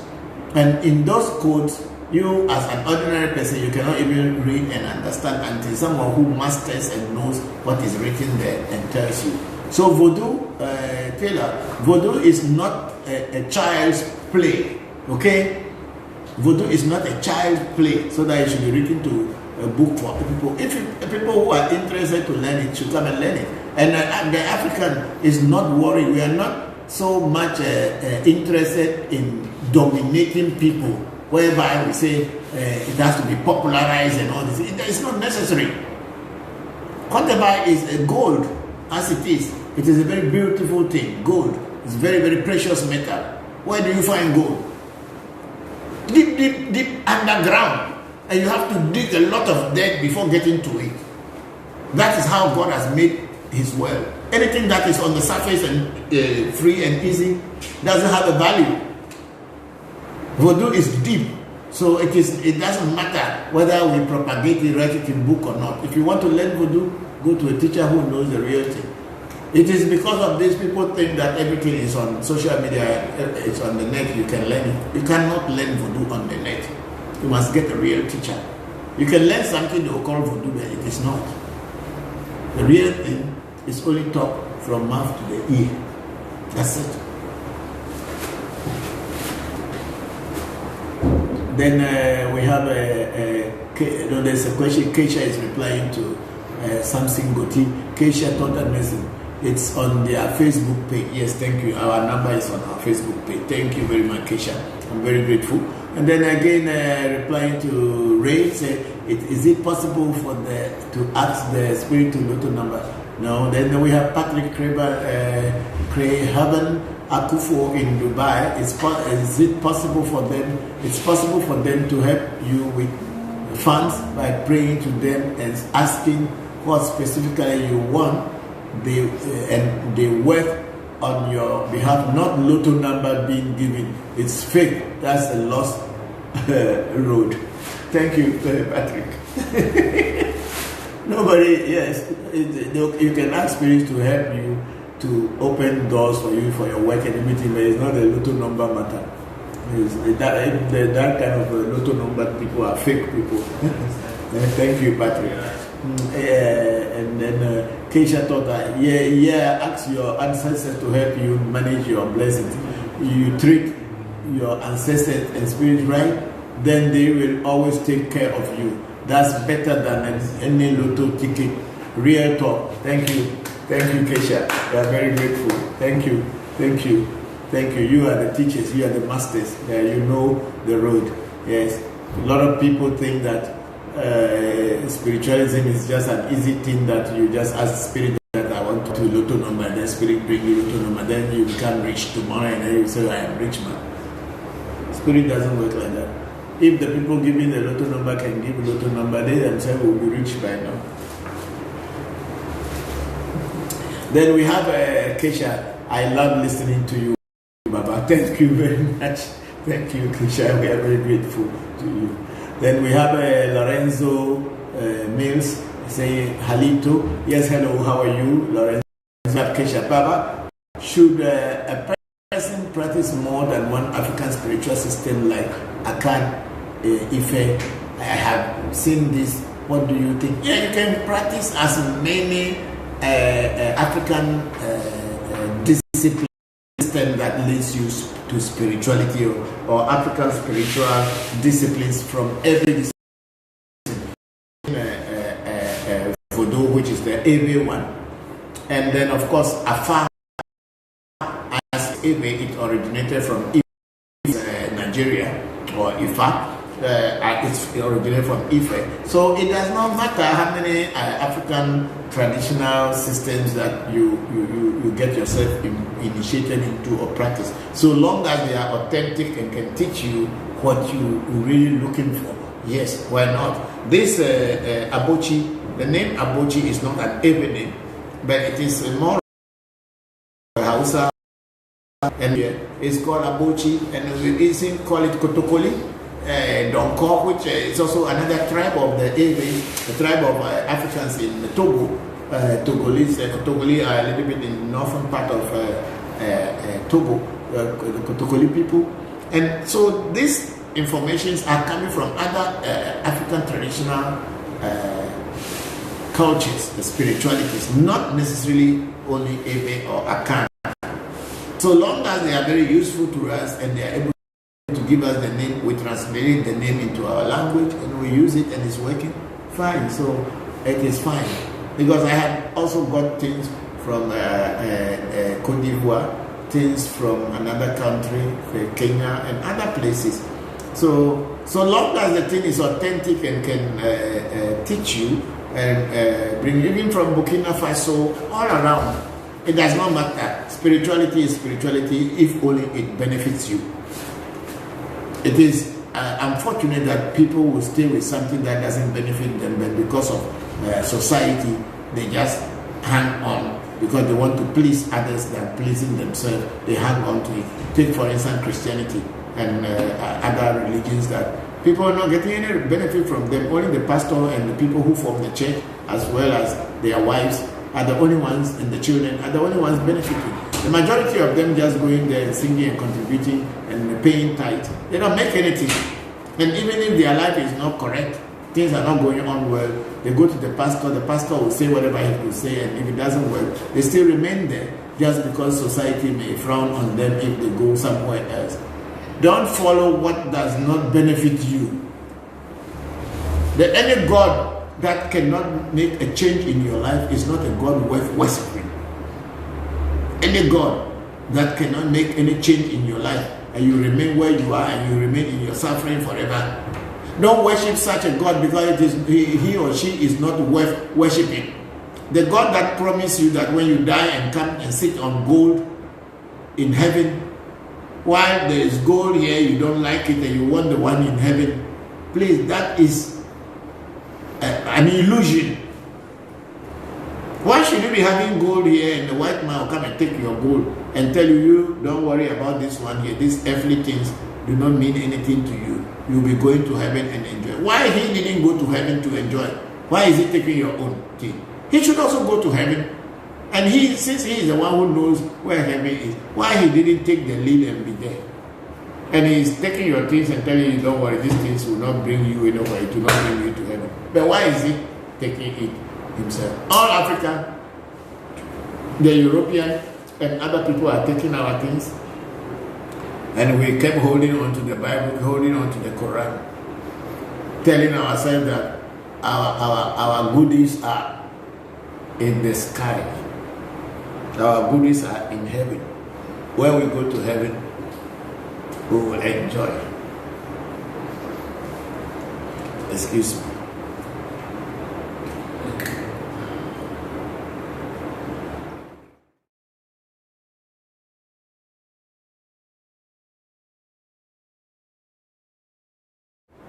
You don't have shoe. The white man's children have shoe. Okay, listen very carefully. And the white man's children wore their shoes. And you are walking barefoot. And then they make you line, they put you in line, then you start singing, I got a shoe, you got a shoe, all God's children have a shoe. When I go to heaven, I shall put on my shoe and walk all over God's heaven. How? You don't have, you are having barefoot. You are telling yourself you have a shoe. Where is the shoe? And you are going to walk over God's heaven in your shoe. Is it not stupidity? I mean, let us wake up. We are too stupid. Let's wake up. You don't have any shoe on your leg and your mattress. I got a shoe. What shoe? For where? Let's wake up. It's a deceit. It's a deceit. It's a deceit. You have cow skin. You can make shoe for yourself. We cut it and cook it in the pot and eat it and call it wele. Now you are walking on barefoot and you say you have got a shoe. The white man is coming to buy the white cow skin and send to his country and make shoe for his people. You are telling yourself, I got my shoe and you are like matching and making your hand like this. Going to where? Which heaven? Whose heaven? You think heaven, if heaven was a real place, God, white man will tell you to go. Even he doesn't want you to come to Europe. He doesn't want you to come to America without visa. And you think that white man is going to tell you to come to heaven, if heaven were to be a real place for people to go and live in, they don't even want you to come to their earthly kingdoms, and you think they will want you to go to heaven's kingdom?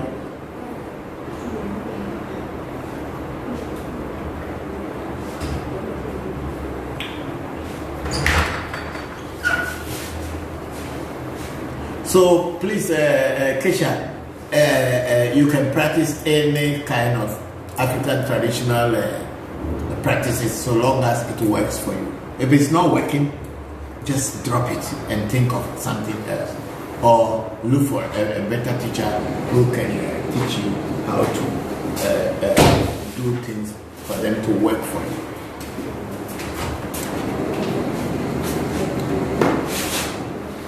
Yeah, so now you can come here so that you are the people, it's your platform. Take a chair and sit down. Hello, people. You can talk to people because this is your people's platform.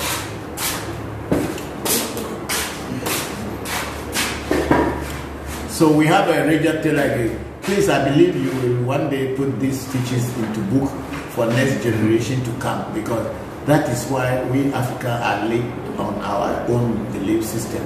So please write book about your knowledge for us to get it and study. Thanks. Thank you very much, Roger Taylor. As I said, Voodoo is not a book theme. There are words in Voodoo, if I mention them, your heart will stop beating.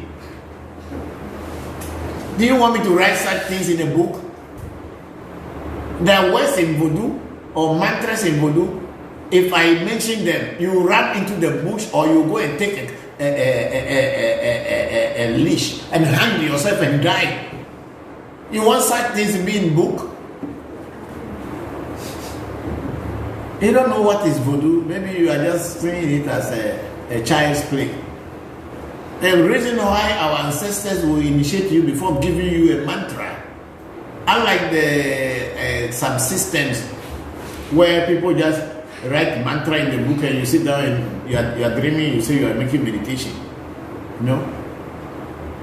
The Hindus, even in pure Hinduism, before you can practice certain Hindu practices like Tantra, if they don't initiate you and give you the initiation, they will never give you the secret words. So why do you expect that Voodoo should be written in books? Maybe people will write something about it, but if you are looking for the real thing, you must go on the ground and look for the teachers who have the real thing. I'm telling you, I cannot joke. I'm not telling you lie.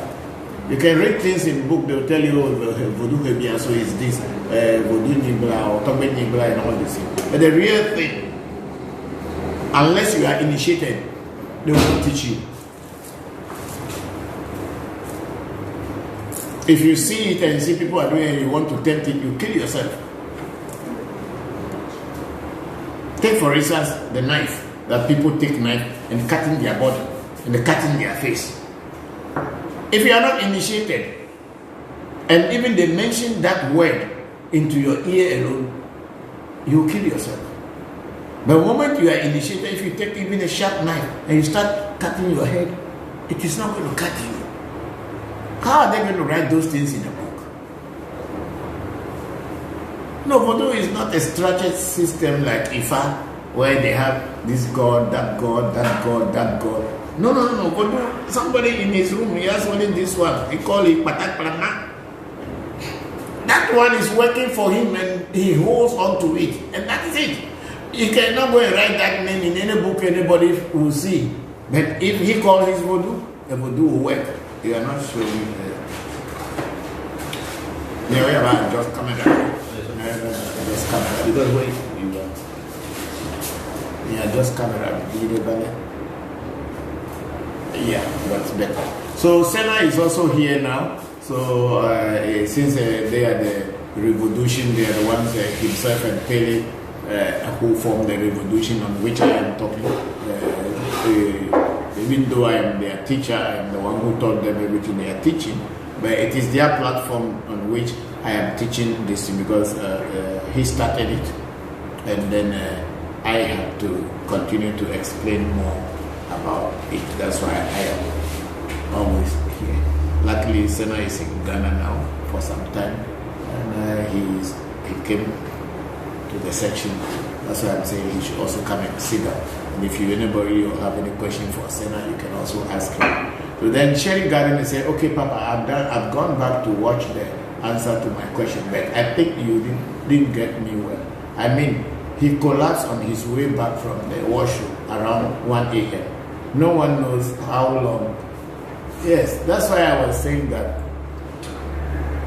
Cherry, what I was saying is that he collapsed from his way from the bathroom. Yeah, it's the same. Whether you are coming from bathroom, you are going to bathroom, or you fall inside the bathroom, it is the same. It is spirit attack. It's usually ancestral attack. It's ghost attack. And the person might be doing something. So there are 3 places in any culture which are called taboos. Where you fall down there, it's a taboo. I think 3 or 4. One is the toilet. When you are on your way going to toilet and you fell down, or you are sitting on the toilet and you fall down, or you got sick or something like that, or you are coming back from the toilet and then that happened. Bathroom, falling down in the bathroom, going to take your bath and you fell down. After taking your bath and you fall down is one. And then also going on the farm, going on the road to farm and you fell down, or you get to your farm and without anything and you just fell down. Those are indications of spirits attacking you.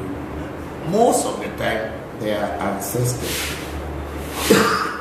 And these ancestors are people who are on your bloodline somehow, trying to give you a message. In most cases, the people become paralyzed. They become paralyzed or become dumb. They can't talk again. Some may even just die there. So ask him to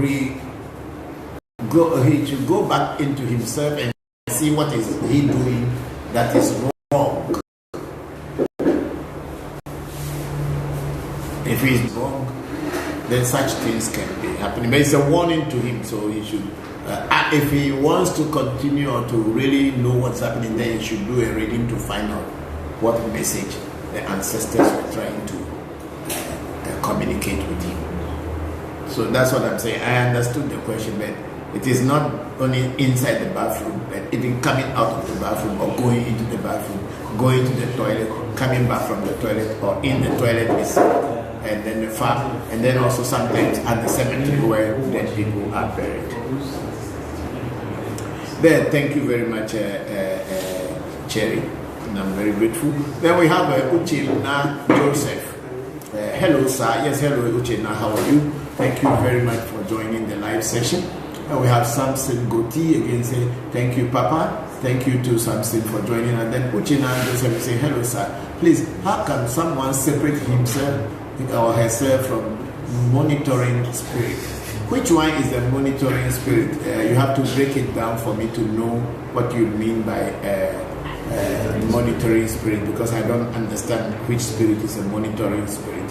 Or your question may be that the spirit is following you, if that's what you call it, monitoring spirit. Please break it down for me so I can be able to answer. And then we have Alex Amwa saying greetings from Prestia. Hello, Alex. What are you doing in Prestia? Is there any funeral, or you are going to set up your business things there? Anyway, I wish you well and safe journey back to Accra. Thank you very much. Then we have Samson Gautier. Papa, please, in the family I'm from, is there anything that I can do to work with the family's gods? Samson, I think your elders should be the best people to answer that question. Why I said so is that I don't know what kind of gods or God or spirits that your family has. So how will I be in a position to tell you that yes, there are in the family gods you can work with them? It is you who lead me on a path to say that in my family we have this God, we have that God, we have that God. And you people should stop spelling African gods with small g. Okay? Stop spelling African gods with small g. White man's God is not our God. Our God is our God. That's why we call him in our name, in our language. So stop spelling African gods with G-O-Ds, small g's. Okay? Try to be proud of your own. Don't try to popularize other people's things and make yours look like dummies. African gods are the most powerful among all the gods. If you don't know, if you deal with the proper ones, you will really know. Or if they teach you the proper way to deal with them, you will know how it will work. So when you say that anything that I can do with my family God, yes, there are so many things you can do, but I think the best and the foremost thing to do is to contact your elders, your family head, and ask them what kind of spirits are in the family. Or if you yourself you know about them, then contact the person who is the head of the spirits, or what we call Zipito or Amechichi in Ewe, where I come from, or Togbi, or I think that's it. Ask them what kind of spirits are your ancestral spirits, that if you could also know about them and deal with them, they will guide you. And then if you know some of them and they teach you how to deal with them and you are not finding solution, then you come and do a reading and find out why the gods or the gods of your family are not responding to you. Sometimes some of the gods, because people have not attended to them for ages, the heads that were used are also dead, because the heads are like the batteries of the voodoo. The heads are like battery. That's why when you see us doing mid-year and end of year rituals, every voodoo priest or every Huno or Bokor doing a petatotro or a pepepe or end of year, as it is called in English.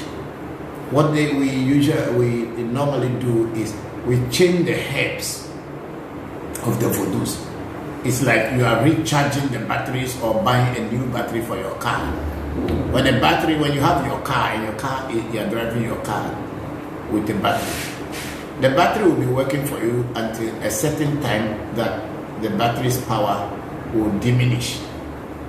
So when you are kicking your car, it takes a long time before it will pick up, because the battery's power is low. And then it will get to a point when you kick it, it will not kick at all. The car will not kick at all because the battery is flat. The same thing happens in voodoo.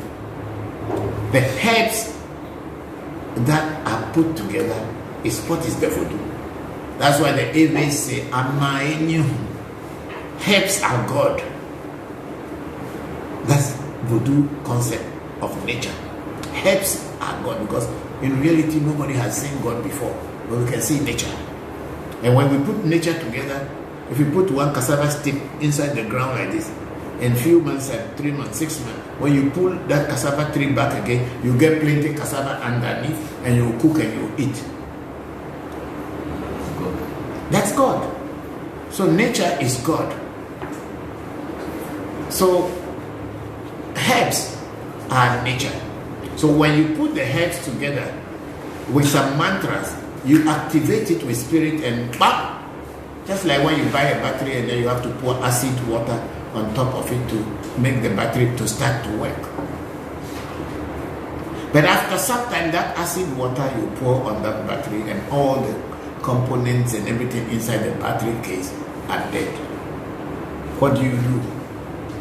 You have to recharge the battery. And when you recharge your battery and you put it in your car and you kick it, you say, yes, the car starts working. So it is with voodoo.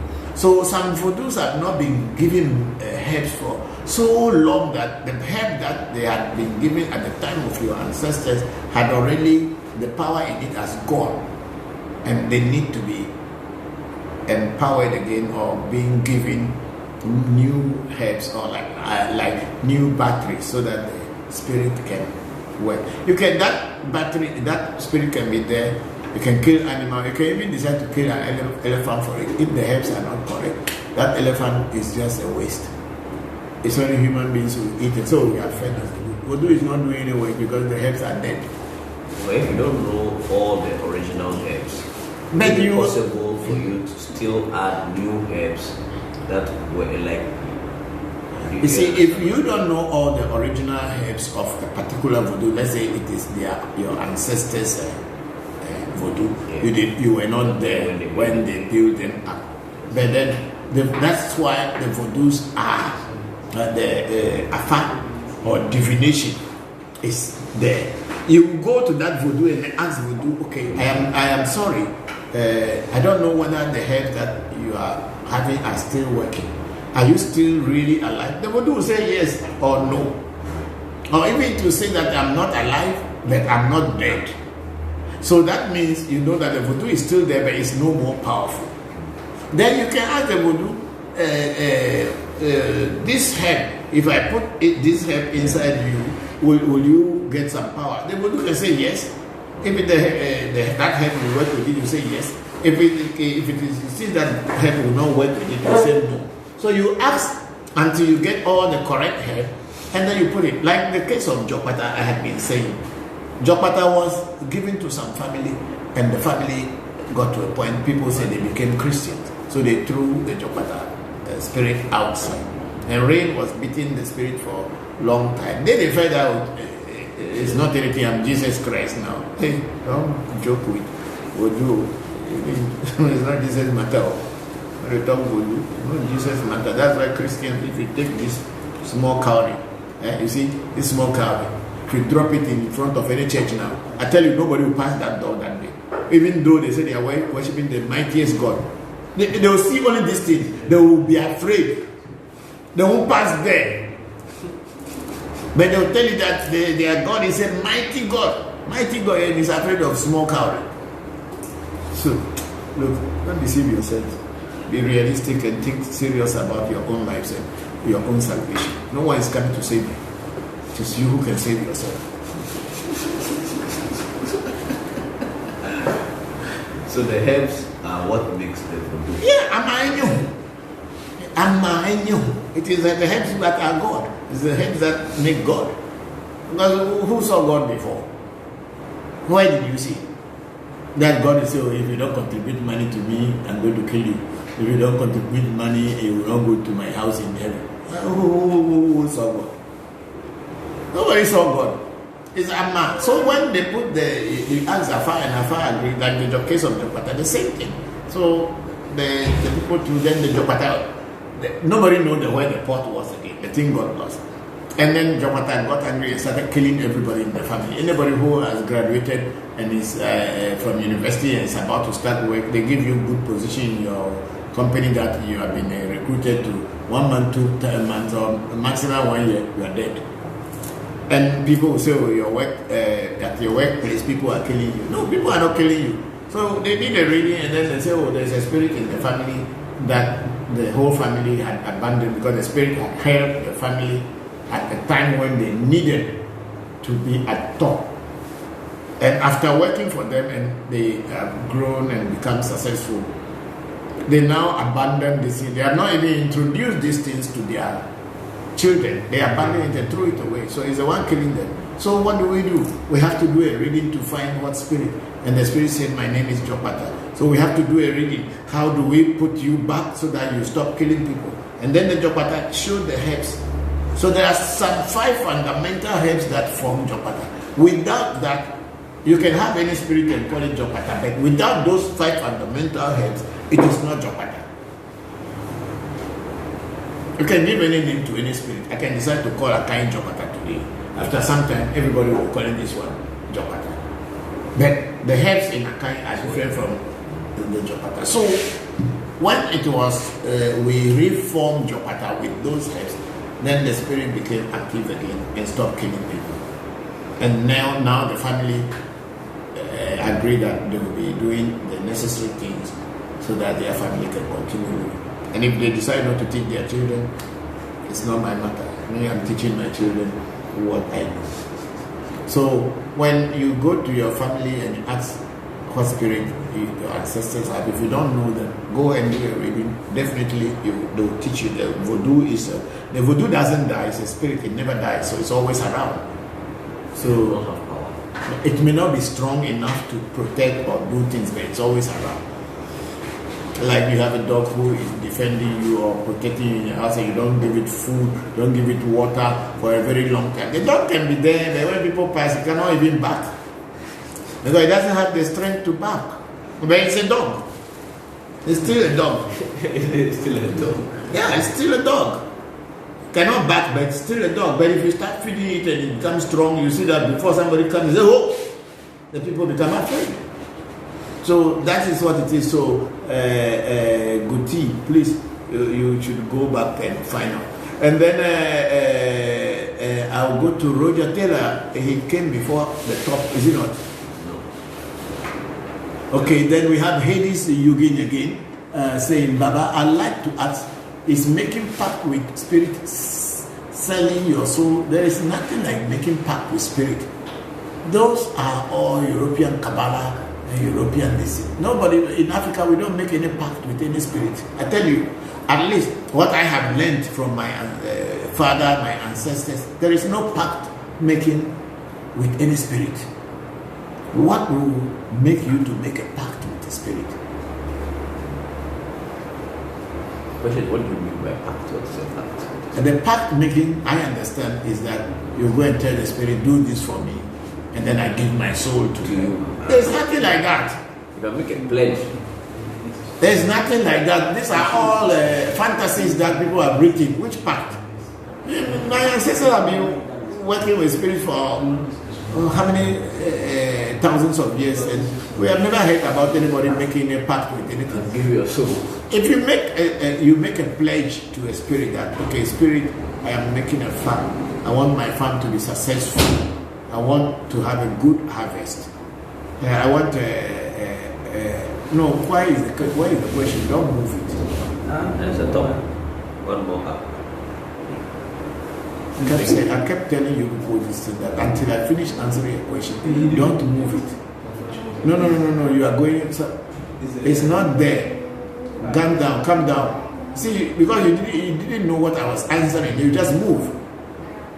No, it's up because it's saying didn't answer pact with spirit questions, so it's still up. It's not there. Calm down. I think it's lost because it's, the question keeps on updating, so just keep. I'm going to take time and research. Yeah, but the question was asking after the pact with the spirit. Yes, it was Yugin was asking Yugin was asking the question that to make. There's not the pact making is to tell the spirit that I'll give you my life if you do, you can do this for me. In African traditional spirituality, nobody makes pacts with spirits. You make pledges with spirit. What is a pledge? Okay, first we'll ask what is a pact. A pact, in my understanding in spirituality, is like you are making an agreement with a spirit entity that the spirit should do this for you, and you will also go and serve the spirit when you die. That's what we have read in all kind of spiritual books, and what they say, it was nonsense.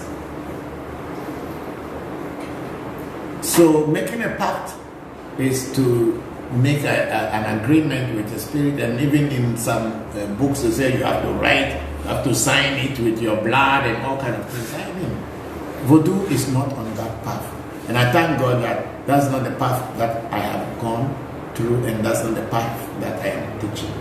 I'm teaching about your own ancestor, your tradition, what your fathers and your ancestors have done, and they giving it to us, and we are also teaching about that today. So you make a pledge to a spirit that when I get to this point, or I get to that point, I will do this, I will do that. And when the spirit works for you, you make a pledge, I will give you a boat, I will give you a car, I I'll give you this thing. But there's no way you tell the spirit that if you do this for me, I'll give my life to you. You can tell the spirit that if you do this work for me, I will continue calling your name and feeding you and talking about you to people to know you. That's what I know. But to say that you are giving your life or your soul to a spirit, I have not come across it yet. Please put these things correct for me. Let me see what is on the list. Because people are just changing anything, they are not seeing anything. Questions came, we don't see them anymore.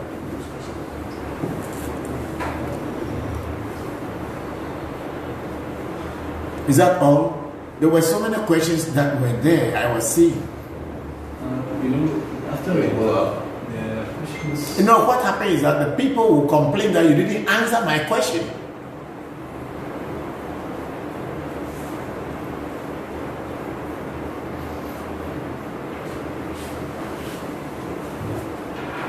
Okay. Angie Fisher is saying greetings, Papa and family. Thank you very much, Sister Angie. How are you doing? Then we have Nana Kwame. We are saying long live the spirits. Thank you very much, Kwame. We are very grateful. And then Roger Taylor is saying good talk. That's about 33 minutes ago. Why are we going back to those things?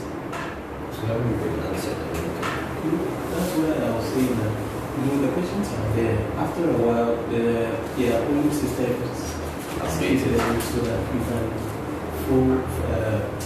follow up with the other ones which have not been read. I was here, but we just keep that so that the ones that will come up and then you read them. Okay, and then replying to Roger Taylor, please, I believe you will one day put this. Then Patrick Craven Akufo is saying, sorry, he won't. You need to be initiated and practice it and not read it. Patrick is now not in Africa again. He is talking printed. Patrick, because you are no more in Africa, you are talking printed. How are you? How are you? Hope everything is fine with you. I am with you in prayers all the time, so don't be afraid. We are behind you. And then we have Jennifer Florence again. Thank you very much, Papa. Thank you very much, Florence. We are very grateful to you. And then somebody replying to Roger Taylor, please, I believe you will one day put these teachers into. Then Roger Taylor said, I know that in any system you need to be initiated before you can call the spirit. Yes, it is true. I know that is what it is. Then the lad Kofi Richards, Papa, you may live long to teach us our culture and heritage. Savior from Hawaii. Thank you, Kofi. Thank you very much, thank you very much. Very, very grateful. And then I have a Hades Yogin. How does the herbs and plants used in Vodu correspond to the Lua spirits? What can we learn about the deity energy from the plants, herbs that are associated with them? You see, the Haitian system, Hades Yogin. You see, the Haitian system calling spirit Lua, we, the Eves, we call that Lua Vodu. So as I always say, Voodoo is not a religion. It's a way of life of the Ewe people of West Africa. And then the Ewes in the diaspora. Lua, as the Haitians call spirit, may not be an Ewe word. May be coming from a Creole language mixed with other cultures that were in Haiti and that one. Like some people in Puerto Rico are calling chicken akuko. Yes, akuko is chicken in Akan language. That's akuko. But the Ewes don't call chicken akuko. And in Voodoo, we don't call chicken akuko. We call it koklochu. That's the Ewe word. And I have also seen it in some other, not Haitian, but another Voodoo that people call chicken koklosu, which is the Ewe word for koklochu. That means those people's ancestors are coming from the Ewe line. That's why they call the chicken koklochu. The diaspora. Yes, the diaspora Ewe. So people who learn on that line are learning from the Ewe way. Please bring that first question. This is what I'm talking about. I'm not finished that question. You people move it. Is that one? How do you does the help this one? So the Ewe is called spirit Vodu, and then the whole system is called Vodu because it's a way of life, how to approach nature and live in harmony with it. That's what Vodu is all about. So the herbs that we have are the ones who combine to form the Vodu. So if you are not trained, you cannot know which herbs and which herbs form a particular Vodu or which herbs will be combined to form this. It's like mathematics. When you are doing division, the method is different. If you are doing multiplication, addition, and subtraction, they are all having their own formulas. You cannot be doing multiplication and then use a subtraction formula to do multiplication. It will not work. So it is for a person to be taught under a teacher who knows what is doing, and then you yourself experiment and experience it, then you know that what you've been taught is real or is not real. So Heidi, the thing is to learn under a teacher. So what can we learn about the deity energy from the plants, herbs, what are associated with them? You have to learn which plant is associated with what deity. Every deity has their plant. And I think in the Nigeria system of Ifa, usually each deity has its plants. And the same thing is in Ewe. Each deity has certain plants that you use, that this deity is for this kind of spirit. This deity is for that kind of spirit. This plant is for this kind of deity. This plant is for this kind of deity. That's how it is. But it is something you have to learn practically in books, because some of the names they will write in books you will not even see, you will not know what herb means. But if they take you into the bush and show you that this herb, but what my old man did for me is I mean, I never call camera that I took Ewe Vodu.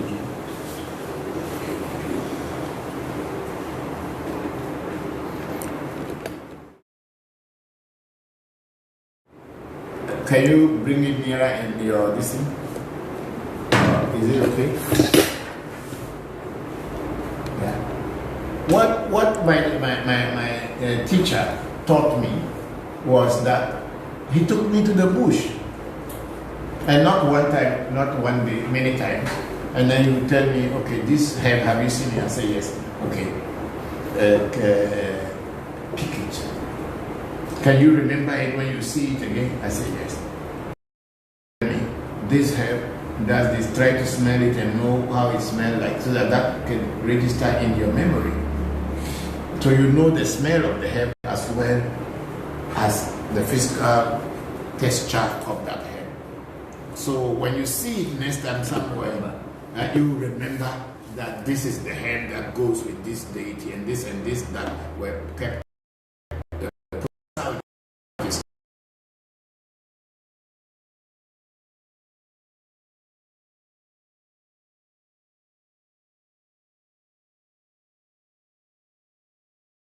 Want to write books one day, but then I have also advised them they cannot write spirits secret names in books, because what they may do is that spirit may get back to you for exposing its secret.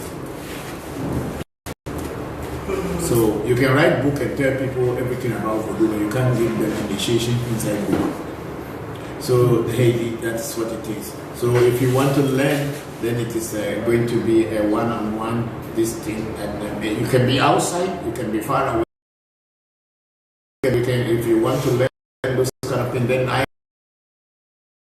go into the bush and show you a herb. Then you can go and look for it where you are to see if you can find similar one and compare what I have shown you on the camera and on the video to see if they are the same. Then you can see how it goes. But that's how it is. You need to be trained. Okay, bring this thing back. The camera is still on the 2G, or it's a video that is there. Okay, you change it. Why does it come that way? It's just a sample. Okay. Okay. Go back to the question. Bring her the questions. Let's go. So that's what is it, Haiti. So you thank you very much for joining. And then we have Prince Lavo again. I'm really enjoying your teachings, Papa. Thank you very much, Prince. We are teaching so that we want everybody to understand that Voodoo is not something scary, but it is also not something just to play with. You need to get the right teacher, the right information. So when you do it, you will be able to get results. Whatever you are doing in life and it's not giving you any positive result, don't continue doing it because it's useless. It's like pouring water on stone. It will never enter, so what's the use? But when you pour water on a sponge, it will soak it. But on stone, it's just, you're wasting energy. Okay, so somebody replying to Samson Goti saying, Papa, please, in the family I am then. Patrick Craven Akufo said, they are always with you. You need a reading and they will tell you what needs to be said. Thank you very much, Patrick. You are very right. Thank you. I think you have a lot of time today, Patrick. Okay, thank you. It's very nice that you have learned so much. I'm very proud of you. Thank you very much, Patrick. And then replying to Roger Taylor's this thing, please, I believe you will one day. Roger Taylor, our initiation into Hermetic book is system that give you exercise and practical work to step 10 before you evoke entities. Roger, I have been into Hermetics. I have all Francis Baden's books here. The first one I was trying to remember the name, Said. There is a book that was a rare book. It's something Franz Baden, something with the magician. What is it? It's not there. The book is not there anymore. Somebody, I gave it to somebody, they never brought it back. Frabato the magician. Yes. I read from the Frabato the magician to all initiation into Hermetic and everything. The books are all here. But you see, Vodu is very practical. Maybe one day you will understand what I am saying. Yeah. I don't have so much to say now. Maybe one day you will come to understand that those systems are also systems. But the black man system, which we call Voodoo, it's a very, very practical thing. It is identifying the entity, knowing what the entity is made out of, and then putting it together and invoking it, and then you see it working for you. That's all. We don't need more than that. Have they fed the birds? Okay, good. And then we have Keisha Trotter Nelson again. Thank you for answering my question, Baba. Thank you very much, Keisha. We are very happy you joined us this afternoon. And then replying to Roger, I please believe you will one day put this teaching. Said Roger Taylor is saying this is Africa Voodoo magic, so I understand him very well. Okay, thank you very much, Roger.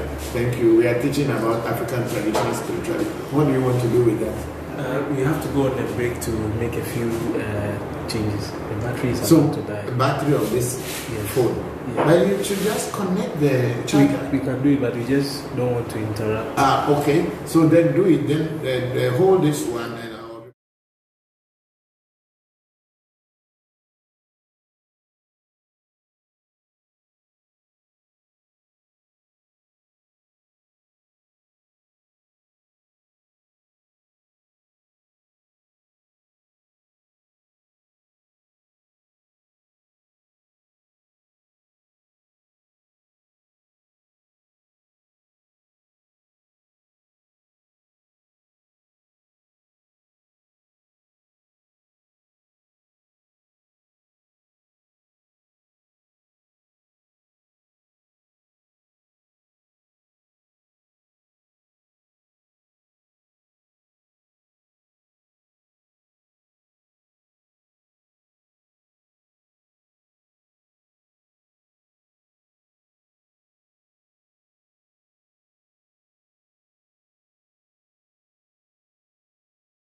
Is a science which is involved with physical nature and invisible nature, because we are dealing with spirits. They are the invisible nature. We are dealing with plants, which is the physical nature. So you are using the physical nature and the invisible nature to combine to bring reality and practicality onto the physical plane. And it also makes effect in the spiritual plane. So we are talking about the Ewe Vodu and African traditional spirituality. Okay, let's go.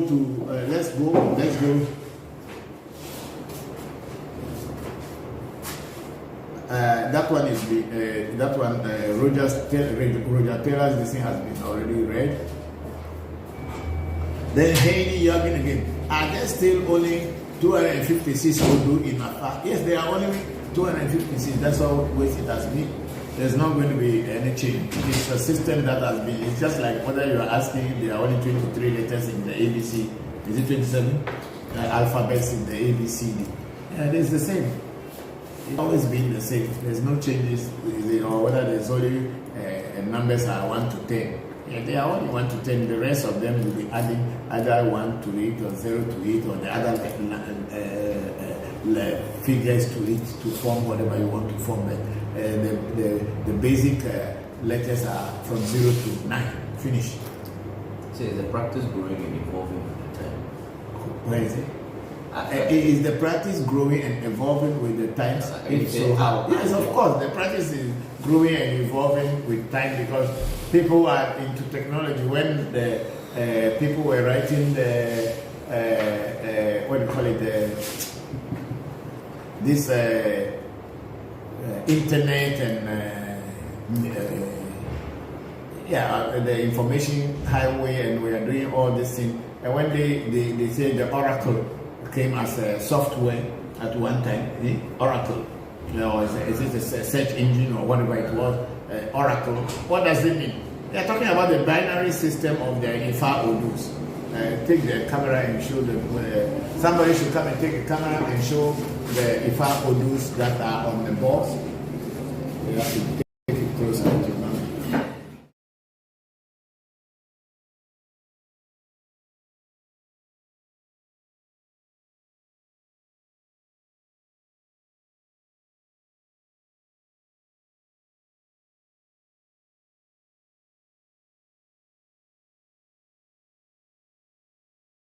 Ifa Odus, the 617 Ifa Odus that are there in Ifa 17. So this 17 will go from the, bring it from the very number one. Number from number one. This is the first one called Bemeji. Then we have Yekumeji, Woli Meji, Din Meji, Loso Meji, Ngoli Meji, Abla Meji, Akla Meji, Guda Meji, Sameji, Kameji, Tukwe Meji, Tula Meji, Lente Meji, Chemeji, Fumeji, and the last one in the area, this is Tula, which is the 17th. So these are all originated from Yoruba Ifa. The Eves have made it Ifa their own by changing some of the pronunciation, because like Bemeji, which is Oshogbe, as in is in Yoruba, or Bemeji as in Yoruba. Then we have Oyeku Meji. Then we have Iwori, but we call it Woli, as it is. So these are the 17 major Odus, or the major Arcana, as you may call it in the Tarot reading, the Arcana. These are the major Arcana. And then with this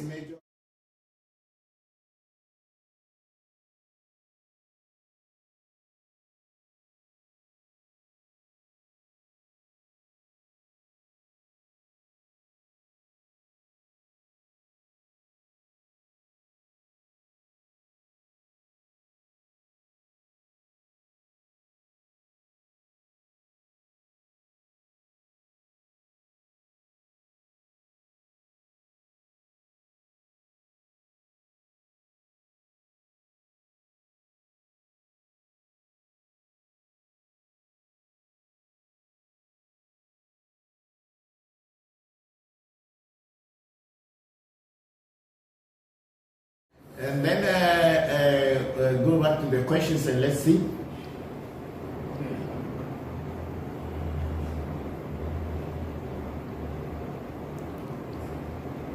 So Heidi, there is the same, but there's a lot of involvement in it. People are using it in every way. And as you see the Ifa or the Afa Vodu, when you throw it and you know it, it will show you what to do in every situation, and you can always get out of it. And even if it is against you, you will know what to do to overcome that situation. So it is very much evolving. It is not stagnant at all. Thank you very much for the question. And then we have Tony Omes. How can I be a member? We don't have a membership. I'm very sorry to say so. My organization does not have members. We have a lot of people who are related to us, but there are not anybody who is a registered member of my African Magic Temple. I keep it that way because the moment you create membership, you now have to create. Can you take this? You now take this. I think the singer is still doing this clubhouse or whatever.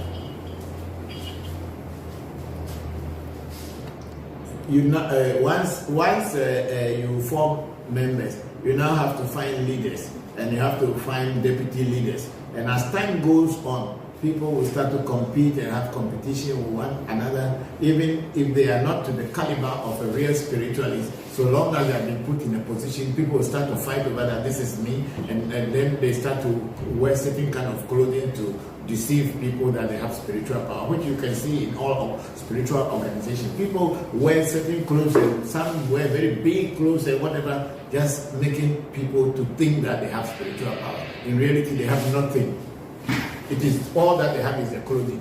They don't have anything like called spiritual knowledge. Or okay, come and put it down. Tell them some people are listening. So that is what it is. That is what it is. So we don't have membership. But then, if you need us to do something for you, you are free to contact us, and we will tell you what you should do, and we are ready to do a reading and divination for you to see what you can do to overcome the challenges that you are facing. But there is no membership in this our organization. And I have also heard people have been saying, how can I enroll in this school?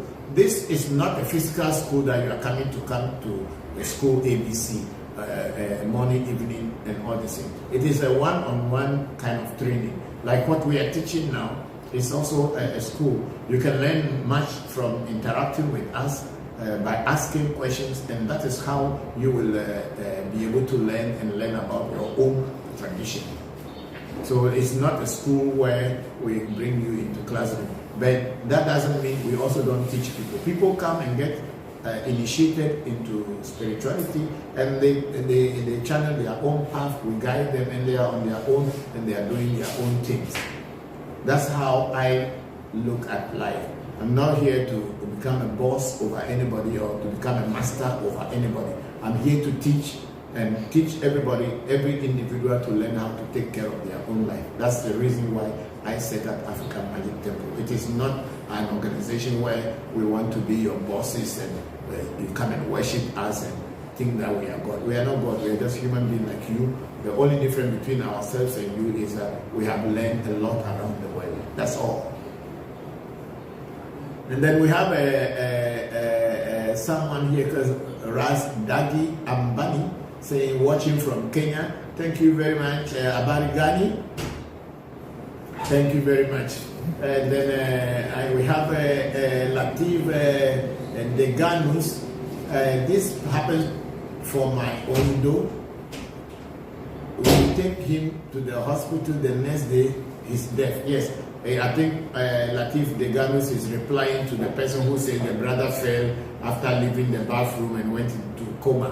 Yes, it happened. You will die. Yeah, the ancestors have seen something wrong. They will kill you that way. It's not like they kill you. They are calling you to come back home, and they will teach you. And when you come back next time, you will not behave like that.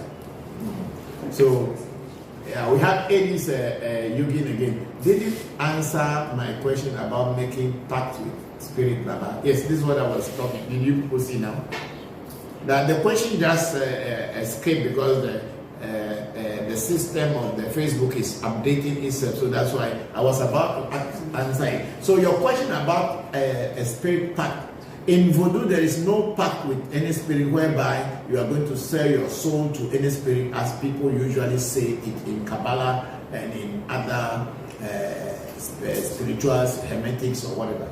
In Voodoo, I have never seen anybody making any pact with any spirit. I've never heard from my teachers. My old man who taught me lived up to 126 years old, 128 years old. He never spoke about anybody making pact with any spirit. Most of the spirit that we will deal with are spirit that we put together in nature. Even if a spirit that you are trying to invoke from outer space or from is going to come into your shrine or your temple to do anything, you as the master who is invoking it, you have a bigger word than the spirit. So it is up to you if you want to sell your soul to it or you don't want to sell your soul to it. I don't know much about that. But the things that I deal with, there is nothing of someone exchanging their soul with anything.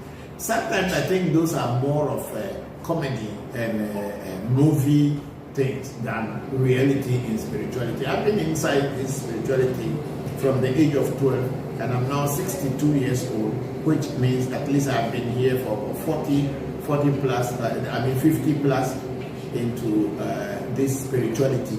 And I have never come into anywhere people will say, or any spirit will say, you should make a pact with me, with your soul, so that when you die, I'll take your soul. Where will you take your soul and keep it at? It's not possible. There are so many things that are written in books are all just lies. I'm very sorry to say so. They're just full of lies. But maybe that's what they had experienced. I have never experienced anything like that in my life, so I don't know. I cannot really categorically stand that it is real or it is not real, because I personally have never experienced, and I've also not heard it from any of my teachers. Of course, I have read in books about people making pact with spirit, but me, I haven't seen it, and I have not heard it from the people who taught me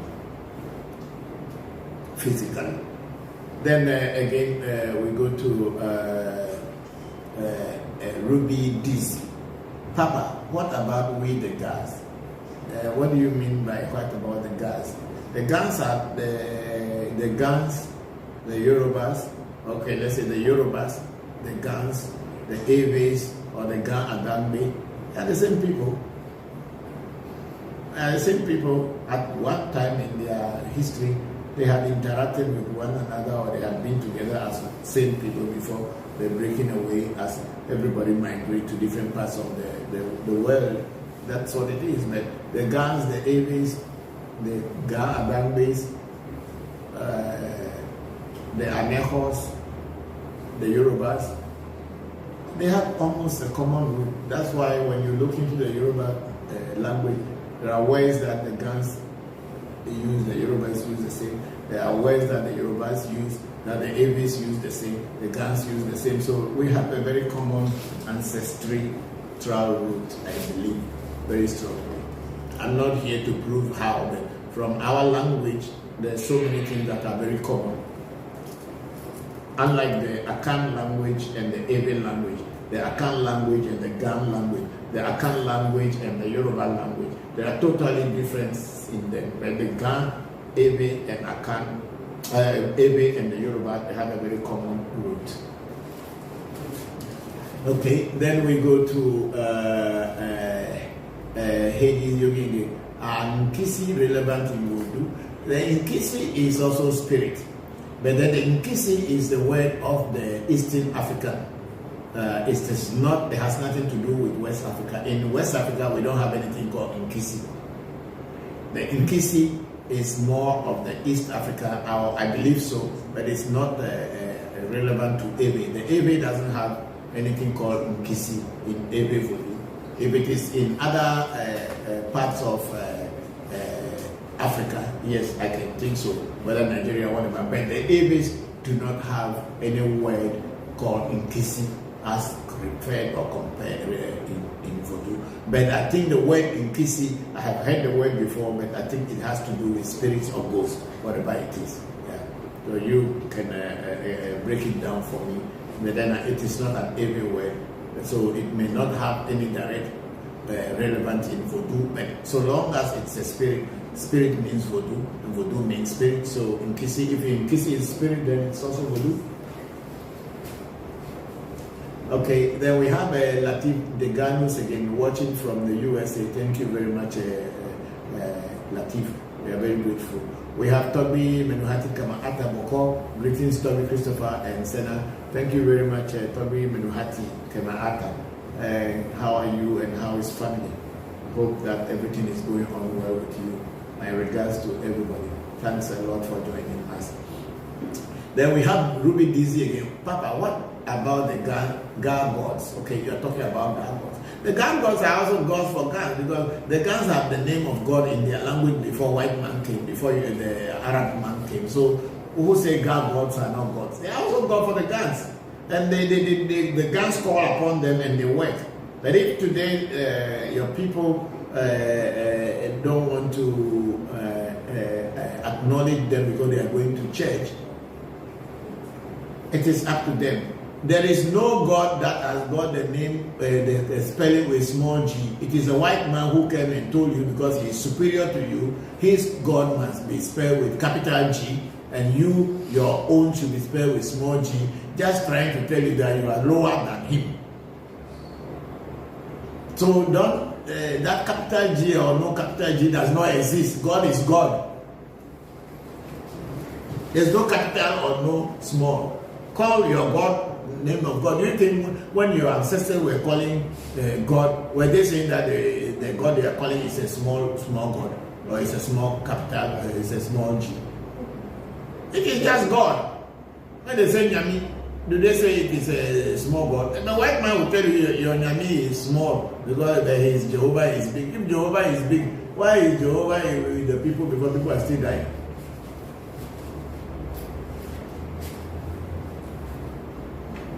Then we have Samson Goti. Say thank you very much, Papa, for answering my question and about the G. Thank you. There is no God with a small G. If who knows the gods that work in this world? If we want to look at it, is it the white man's God who works more than the black man's God? It's up to you how you look at it. The black man is a very simple person and trusts everything. And for that reason, the white man was able to deceive him and take his everything and enslave him.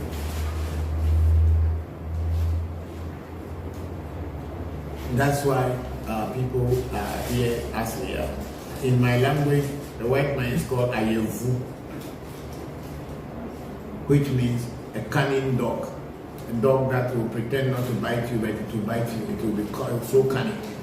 And the account word for white man is called, people say obroni, obroni, obroni. The real pronounce is obroni. Obroni. Someone who comes and deceive you. Somebody who cheats you. Then it becomes obroni, obroni, so people don't really know the root word for the word in the language. So if they go into it deep, obroni, what does it mean in Akan? So our people noted that these people were so cunning, they came like they were good, they were like gods, they came as if they were very peaceful, but they were cunning dogs, people who came and deceive you and cheat you. That's why they gave them those names. Yeah, so we have Ras Dagi Ambani saying, where can I get Voodoo in Kenya? Oh, Voodoo is everywhere in Kenya. Kenyans also practice traditional spirituality. We call it Voodoo in Ewe, in what is the language for your traditional practice. That's what you look for.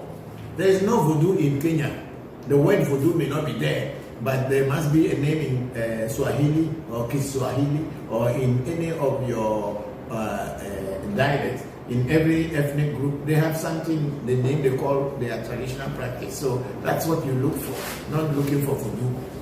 Don't think that if it's called voodoo means it is different from how somebody in Igbo land or somebody in Calabar or somebody in Swaziland will call their own traditional practice. It's the same. But we, the Ewes and the Fon people, we call our own voodoo. That's the name we call our own. So it is not that it is something different from what you have in Kenya. So please, you should look for your traditional leaders and people who will teach you on your own ancestral path how to connect with the divinity or divine in your own culture.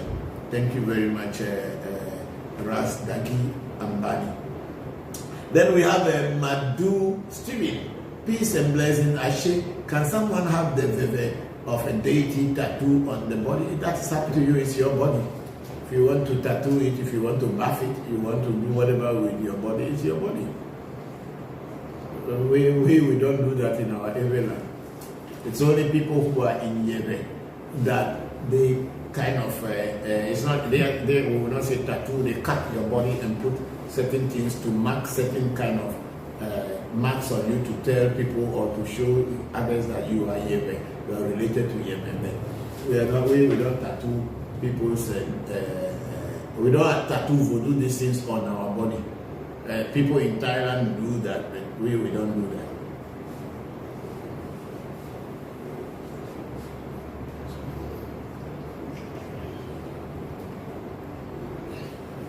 Yes, then we have a go up a small. Let me see, up small.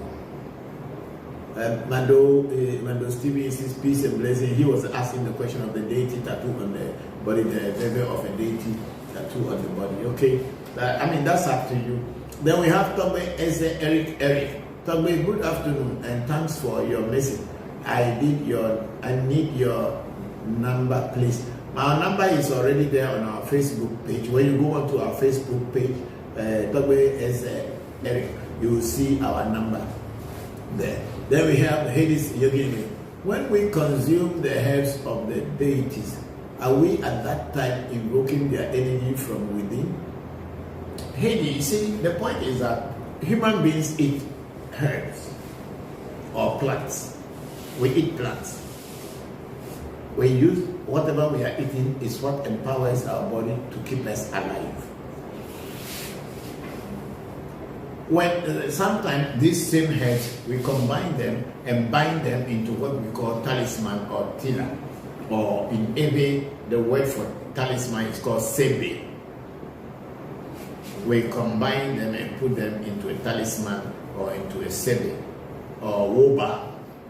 That's the Ewe word for talisman, woba or sebe, and we hang them on our neck. Just for instance, I am hanging this one on my neck. And this one has herbs in it. And this herbs in it has the purpose to do certain things. That is why I prepare it. But you will see only this one and you will be saying, this thing is evil, is a bonsam, is a satanic. Because it is. But when you open it, what you will see inside is only herbs. But because I want to protect what I have put here, I put a leather around so that when rain falls, it cannot enter. When I go through water, it cannot enter and destroy the herbs in time. That's why I wear it. So this is a sebe, as in everywhere, sebe or a talisman, as it's called in English and Arabic and other Hebrew or whatever, talisman.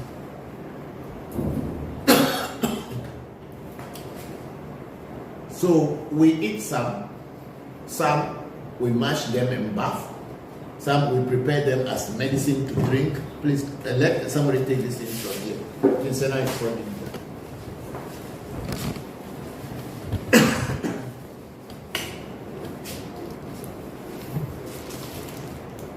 No, this one can be there because I think some people are listening. So some we eat, some we bath, some we use to create spirit, whatever. When you eat herbs, you are empowering your body. It's not like you are doing anything with deity. When you want to make a herb to represent a deity, it goes with powerful words or mantra or holy words, which we call Besa in Ewe. Those words will empower the herb to change from normal plant into a spirit being. That's how it is done. It is not just when you are eating herb, then you are empowering deity or you are invoking any deity. It is until when the herbs are added and a word of power is added to it that transforms it from its physical form of herb, grass, into a herb or powerful entity. That's why when we bring herbs from the bush and we want to do certain things, we say, oh, when you were there, you were just a grass, you were just a bush. But today that we brought you in here, we have made you into a herb that the power that God has given to you, today we are making it so that you must materialize that power for the benefit of the person we are healing. So grass in the bush is just a grass. Each one has its own deity and entity that it goes with. But with your ordinary eyes, with your ordinary knowledge of life, you will not know until you want to study about them and know how to use them as in Voodoo or in spiritual practice. And when you bring them, the combination of them with the words that you use is what will make that herb to become a spirit pot. When I say spirit pot, because the spirit can now use this pot to materialize or to materialize itself and express itself. Just like when you have this phone, which is a phone, when it was made, so many things were put into it, but then it cannot work on its own until you put a chip into it or you connect it to a network. So when you put a chip into it, then it starts to work with the network, which is chip or whatever you put into it. It can perform work into some extent without the network being into it. But if you really want to use it as a communication tool, then you need to put that network into it. So it is in Vodu. When you put all the heads together, then you must now connect it into that psychic network so that the spirit that you want to work with can come and dwell into that and express itself through that particular herbs that you compile to work for you. So Haiti, that's how it works. Thank you very much for the question. Then we have Samson Yawson. Good afternoon. Tobe, can I get your contact for private chat, please? My contact is always there. And then Samson Goti, Papa, I will message you privately. Fine, no problem, I'm always here. And then I say after the live, okay, Samson, we are here. Then we have Roger Taylor. Papa, please, do you initiate people into Voodoo if someone wants to learn? I believe in Voodoo power. I believe in Voodoo power very much, but it's very hard to get someone to teach that. That is why I follow the white man system. I very much agree with you, Roger. We all had gone through that way because we were not having teachers who could teach us. I am initiating people into Voodoo every day, people coming from all over the world, people who are really interested in learning to use this knowledge to help humanity, to help themselves and to help humanity. I am teaching. Yes, I teach. If you are interested, we are here to teach you. Then we have Hades Eugene again. Thanks for answering all my questions, Baba. Very enlightening. If I had your hands, I would cut mine off. Thank you. Don't cut your hands off, please. Even if you have my hands, don't cut yours off. Thank you very much for all the questions. They are very interesting and you made other people to learn something. Thank you very much. Then we have Roger Taylor. Papa, the gods bless you with your good work. Thank you, Roger. Thank you. We are always here for you. Then we have Sami Srabi. Good afternoon. That is Sami from Togo. I need your help, please. Thank you. Okay, thank you, Sami. We are always here. our numbers are there. You can get in touch with us. We will discuss what kind of help we will help you. But one thing you all should understand, at African Magic Temple, we don't do anything that is to do with money, like instant money, ritual money, lotto number, or money come back to my pocket. Is that how they call it? Is it money come back to my pocket? Right? Yes. Pocket no dry. Okay. You say they call it pocket no dry. All those things, we don't do those kind of what do they call it? Charlatan and scammer business in our shrine. We are very real shrine, and we are very serious about what we do. We don't joke. We don't play with our work. We are very serious, and you cannot pass through this shrine and fail, because we are not here to play games, and we are not here to deceive you. If we see that you are worthy of our teachings, we will teach you. If we realize that you are not the type of person we will teach, we will tell you straight away in your face that we cannot teach you. You cannot do anything. You cannot do anything to us if we don't want to teach you. But if we decide to teach you, we are going to teach you the real thing, and you will not go looking for something somewhere again after learning from our shrine. That's the truth, because I will teach you as if I were teaching my own children. That's the way I teach. But anything to do with this phony lies of money, I can make money, I make you rich, you come and then you become a rich man. Because since last night that we saw that we have got over 385,000 people, 407,000 people liking our page and our work, our videos. 407,000 people. It's not an easy number. And I've just been getting calls from all over the world, and people say, I want money. Can you make me rich? I cannot make you rich. It's a lie. If I can make you rich, I'll make myself rich first. That's the truth. But what I can do for you is that I can teach you the way of life. When you live life, the way I'll teach you your life, your destiny will express itself in your life. And whatever is in your destiny will materialize for you. But you cannot expect to come to my shrine and then you want to be rich. That's why you are coming. No. There's nothing like that here. The bank is not very far from our house. We can show you where it is. You can go to them and ask them if they can make you rich. Thank you very much. Then we have Kofi Amanyampo saying, hi Baba, good work done. Thank you very much, Kofi. I'm very grateful. Then we have Mustafa Amma. Baba, you too much. Oh, thank you very much, Mustafa. Thank you all for joining us this afternoon.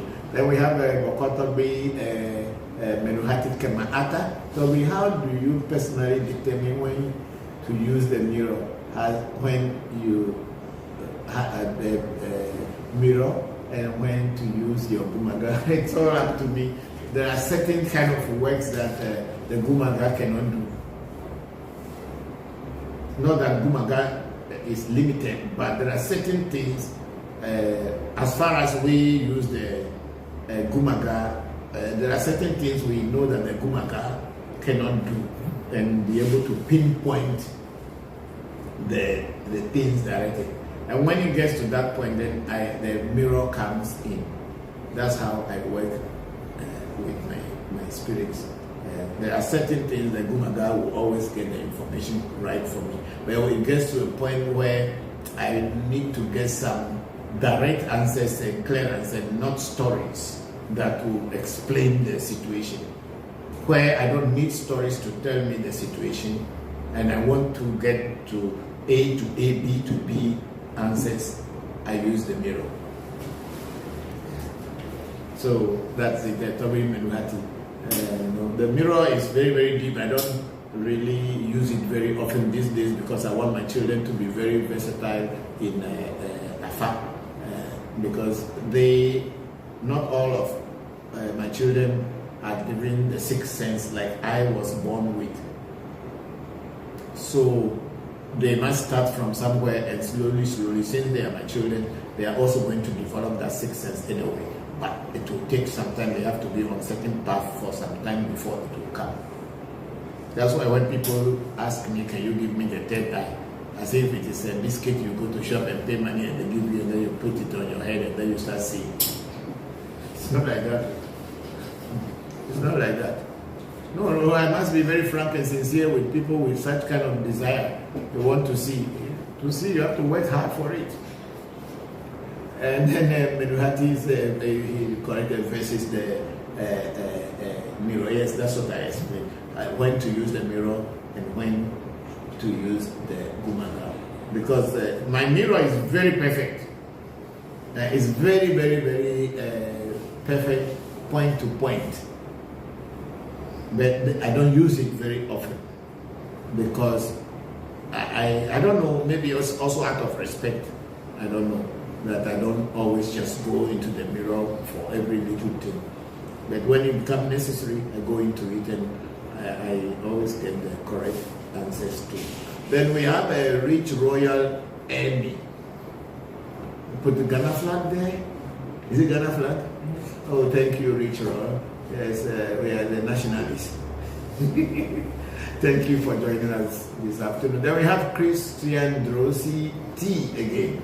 Nkisi is the Congo word spirit or spiritual medicine. Okay. So it is not the Ewe word. So it's Nkisi, which has something to do with spirit. Or spirit, Congo word for spirit or spiritual medicine. Okay. So the question that our sister asks about Nkisi to have something to relevant to Voodoo. Yes, that means Nkisi is spirit. So in that same word, Nkisi in the Congo is what we the Ewes call Voodoo. So some of the people who were taken into slavery from Congo or Central Africa or Eastern Africa, and then people from West Africa, people from Southern Africa, if they all are put in one place, after some generation, their words will mix up and people will not know from which root this African word comes from. And they'll just be using it, intermixing with one another until they don't know what is what. Just like the word Lua. Lua is not an Ewe word for spirit. But I believe strongly Lua may be some African country's word for spirit, or some African ethnic group that calls spirit Lua. And since in Haiti, the Ewes, the Fon, and other African people were all put into one place, with time, all these words will be mixed up and people don't even know which one is which one, and they just call it, and people grow with that and believing that this word is it. So then that is why the Haitian Voodoo is a little bit different from the original Voodoo of the West African Ewe people. So that is the difference. But then I think they are all spirits, so whatever it is. Then we have Hades Yugin again. Is there a difference in the power of growing herbs, supermarket bought herbs, herbs harvested from the bush when it comes to magic? Yes, there is very big difference in it. When you go to the supermarket to buy a herb, there are herbs harvested by people, anybody, and even you don't even know the people who harvested the herbs. They may be spiritually, they may not be spiritualists. They just harvesting to sell.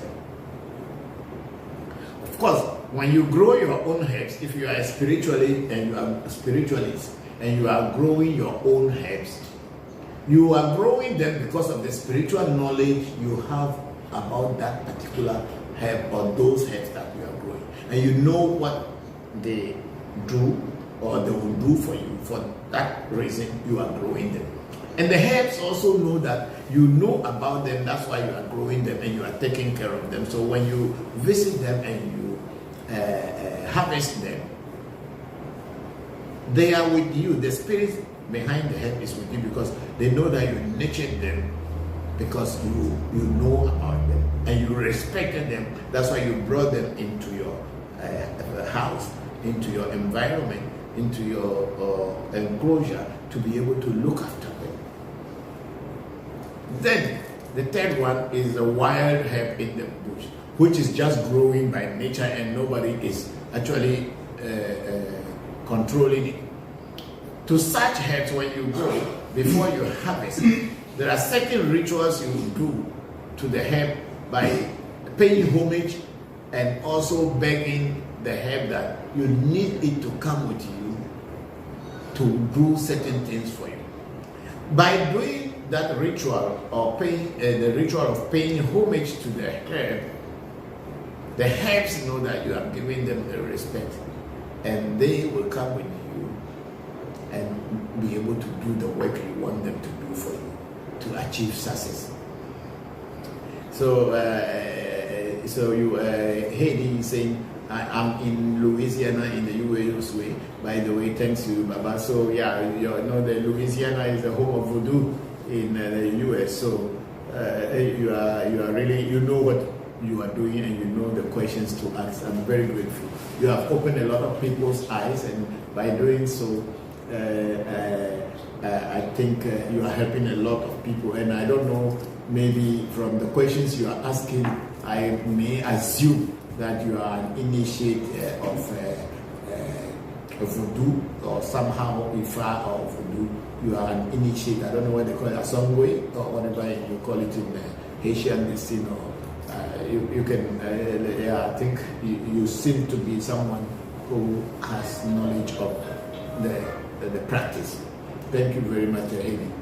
From your questions that tell me, I can assume whether that is my assumption is real or not, but I can assume that you have knowledge of herbs. Then we have our big sister Ifadara. First, Nkisi is a Congo word from Nkisi is a Congo from the god Funzo. Okay, so there is a word. There's a god in the Congo or Congolese god called Funzo, and then the Nkisi is a Congo word from the god Funzo. Okay, thank you, big sister. So whichever it is, Nkisi has something to do with the spirit. So it is related to Voodoo in one way or the other. Yeah. Thank you all, because I'm also learning a lot from all of your questions. And then we have a rich royal Annie. Hi, Baba. If you realize most of the ladies you encounter and sleep with are marine spirit agents. Who told you so? Rich royal, who told you that the ladies you encounter and sleep with are marine spirits? From which sea or which marine agent? I don't like hearing those things, my brother. I'm practicing real spirituality here. I'm not doing that church stupidity where pastors are just telling lies and creating imagination in people's, confusing people's mind. I'm doing real spirituality here. Don't bring that kind of thing here that the ladies you sleep with are marine spirit from where? Are you the one who is inside the water to make them marine? Let's be serious here. It is okay. Is it okay as... No, don't believe it. It's okay. Is it okay if it is not? What can you do that when you even sleep with them, things will go on well with you? My brother, you see, the question you should ask should be a very direct and the question you should ask should be a direct question in such a way that when you sleep with a woman, sometimes you sleep with a woman, when you wake up, you start facing problems. There are certain women, you sleep with them, your problem will not stop. They will just be coming and coming and coming. And then there are also some women you may sleep with, by the time you wake up in the next morning, good things start coming towards you. All this is destiny. There are certain people whose association with you bring good luck. And then there are also certain people's association with you that brings bad luck. So these two things you have to study it with yourself. Don't classify women and say these are marine agents. Are you the one who give the marine? Are you put them inside the water, or you are the one who signed the agreement for them to be agents? Don't say those kind of things that they are marine. Do you know what is a marine spirit?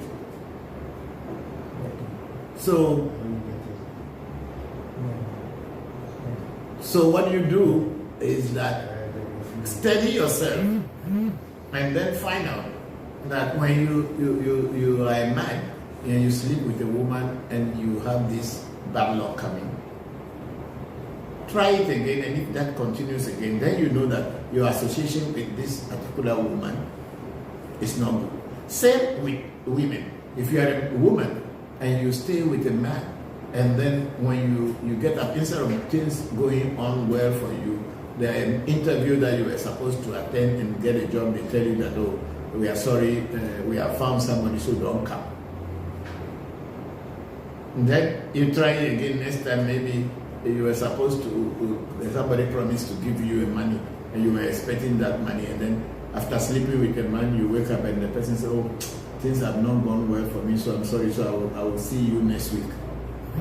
Then you begin to see the person that you are associated with, and you are receiving this kind of negative things, is not a person that is good for you on your spiritual plane or on your spiritual journey. Then you advise yourself. But there are certain people you sleep with, by the time you wake up, or even you not even wake up, you are with a woman or a man, by the time you finish having sex, before you know, some contract came, some good news came, some money came, somebody promised you something. Then you know that your association with this particular person brings good luck. And then if again that happened with that same person the next time, then you know that you got a golden buzzer there. You got a good chance there that, oh, these are the kind of people who will bring good luck into your life. One thing I have learned in my life is that when a woman gets angry with me, I don't let that woman cook my food until the anger goes away before I'll eat her food. Why? Because my body is so sensitive that if someone gets angry and cook food for me, my tummy will start paining me, and I will be very uncomfortable for a very, very long time. So for that reason, when the person is angry with me, because the person cooks with that anger vibration, it goes into the food. So when I eat it, I can immediately feel it. So I once you are angry, I'll go outside and buy food from somewhere and eat, because that person doesn't know me, so there's no way they are getting angry with me before cooking their food. I'm just buying food. Or I'll cook my own food. That's how it is. So you should study yourself and know the people you relate to or relate with, and things go on well with you.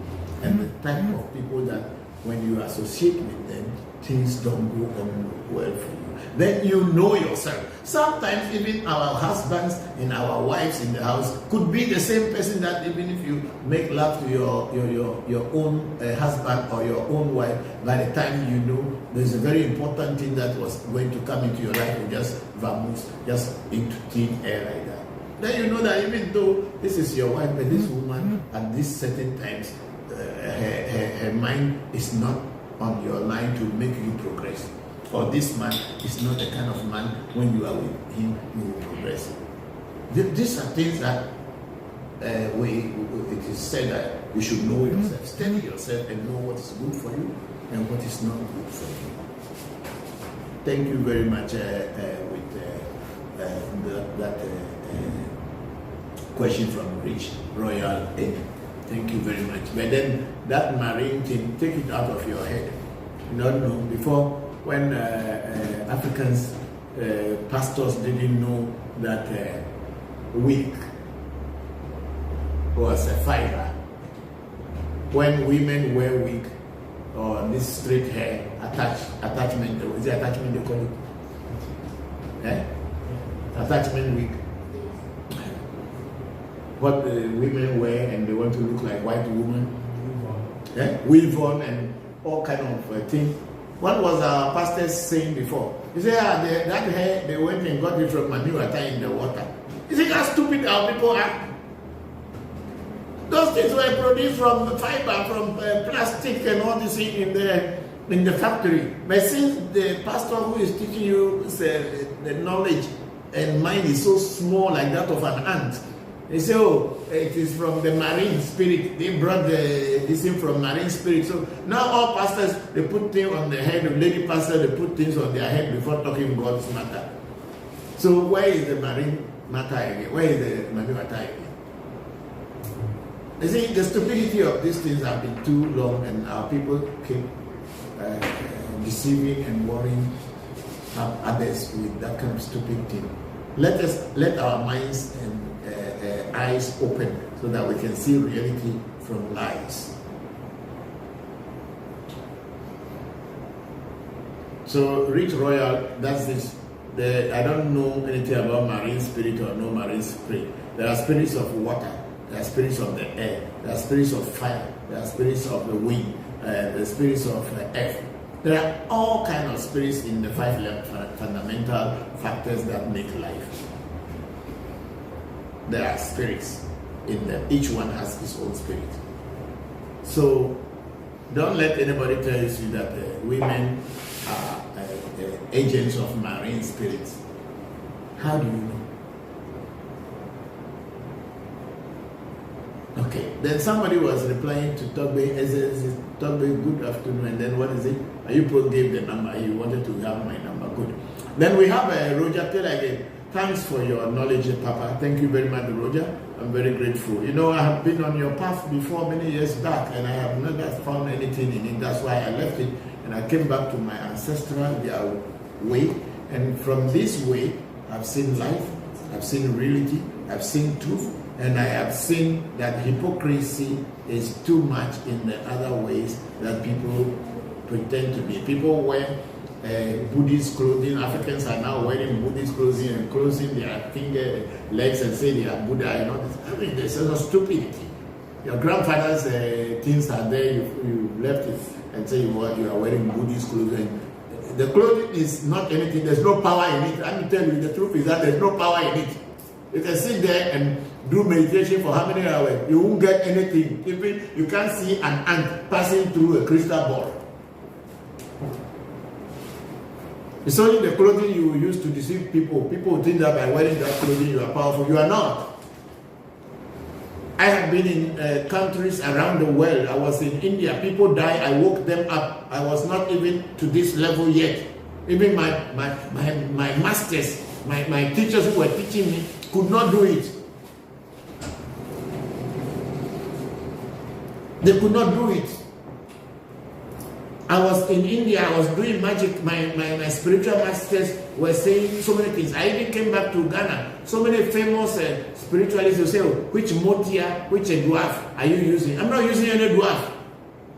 Magic is only entertainment. I can do magic anywhere, anytime. Even if I'm sleeping and you wake me up to do magic, I can do magic to you. I can do magic for you. But that magic has no spiritual power. It is only for entertainment. Then people will come with all kinds of stories and trying to pretend. Look, no motia anywhere talking to anybody. It's all lies. That dwarf thing, people say dwarf is telling me something. Spirits don't speak human language. No spirit speak human language. Spirits speak in the form of figures, color, and all this. No spirit speak in human voice. Don't be deceived. So we have Abulai M.M. Ali. Baba, I want to know if someone's destiny has been tampered with and how to break that charm. You see, your destiny cannot directly be tampered with. It is the destiny itself who can decide not to be on good side with you or to be on good side with you. So the story that somebody has tampered with your destiny, people cannot tamper with your destiny.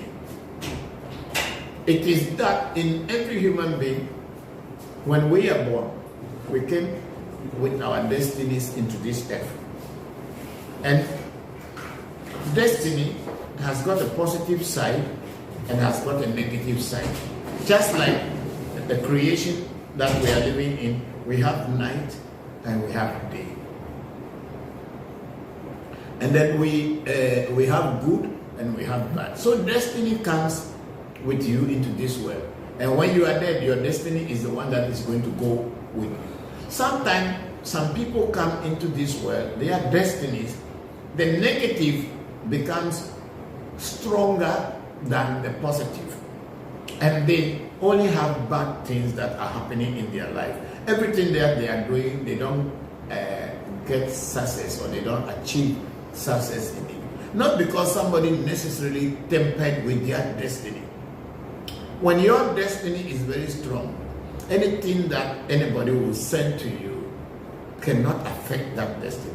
And if it does not affect that destiny, that means it will not affect your physical being as a human being. In some people, the negative destiny is so strong. Just like in the world, we have day and night. But there are certain times and certain parts of the world, the night becomes longer than the day. And then also sometimes the day becomes longer than the night. That is how destiny is. So when your destiny is not working well with you or for you, you must find out what is holding it. And then when the person who knows how to fix it and fix it for you, so that they will suppress the positive, the negative one, so that the positive can rise, or they will align the positive and the negative in such a way that the negative will be down while the positive will grow. Then things will change in your favor. By saying that somebody has tempered, where did they see your destiny before they are tempering with it? Where did the person see your destiny before tempering with it? I am not saying people cannot attack you spiritually. They can attack you spiritually, but it is not a question of saying that they put a curse on your destiny. If your destiny is strong, no one can tamper with it. So it may be that Abdullah, it may be that your destiny is not that it's tempered with, but your destiny is weak. So how to strengthen your destiny so that people cannot just play with it? You know, when you go to school, some boys are very, they call them, it's not macho. Or is it macho? Boys in school who are sharp. Yeah, strong. They frighten other boys. Yeah. Bully. Yeah, like Donald Trump. Yeah. People who like to bully other people, bully other small countries because they don't have power. There are people also born like that. That's their destiny. I mean, it is not they who decided that this is what I will be. They are just that. Okay?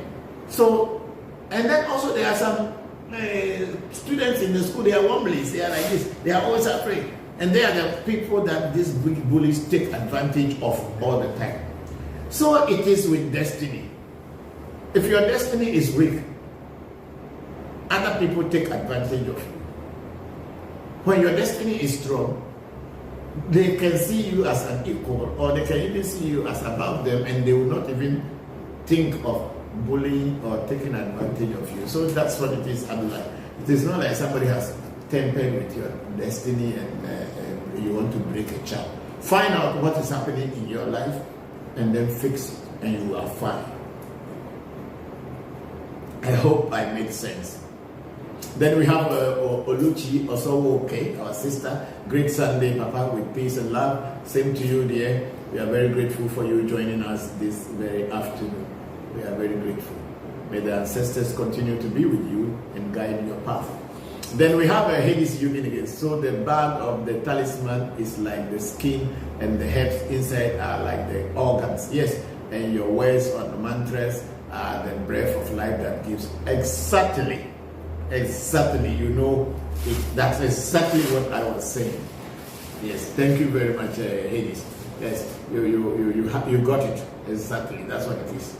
So just like the human body is here, we have all our internal organs. And then the breath of God, which is breathed into us at the birth, when we are born, when we make the first one, you take oxygen in, and then you start breathing from that day. And the day the breath finishes, the body lies down, and they call it dead body. That's exactly what talisman and everything is about. Thank you very much. And then we have Kadi Fisher. Papa is the truth. We all became his children. You can never go to AMT and live the same. Thank you very much, Kadi Fisher. We are very grateful to you. Put the love sign there for that for Kadi Fisher saying so. Thank you very much, Kadi. And we'll talk after my session is over and I'm free. I'll get back to you. Then Hades Yogin, Baba, are you offering one-on-one learning for us brothers and sisters in the USA? Yes, I'm teaching. You can contact Kadi Fisher. She's on the page. You can contact Angie Fisher, contact Shamba Musa, and all of the other people. They are all there on the page. They can tell you how AMT is. You cannot come here and live the same. Never. There must be a change. Yeah. So it will be a great honor to learn from a seasoned elder and soak up all this game you are giving us. If everyone was like you, the world would have been better place. That's real. Too many fake teachers and misinformation out here. Glad to have met you, a real OG. Thank you very much, Hades Yugin. You are very good. Thank you. We are happy and I'm glad to hear that. Here is the real thing. We don't deal with illusions.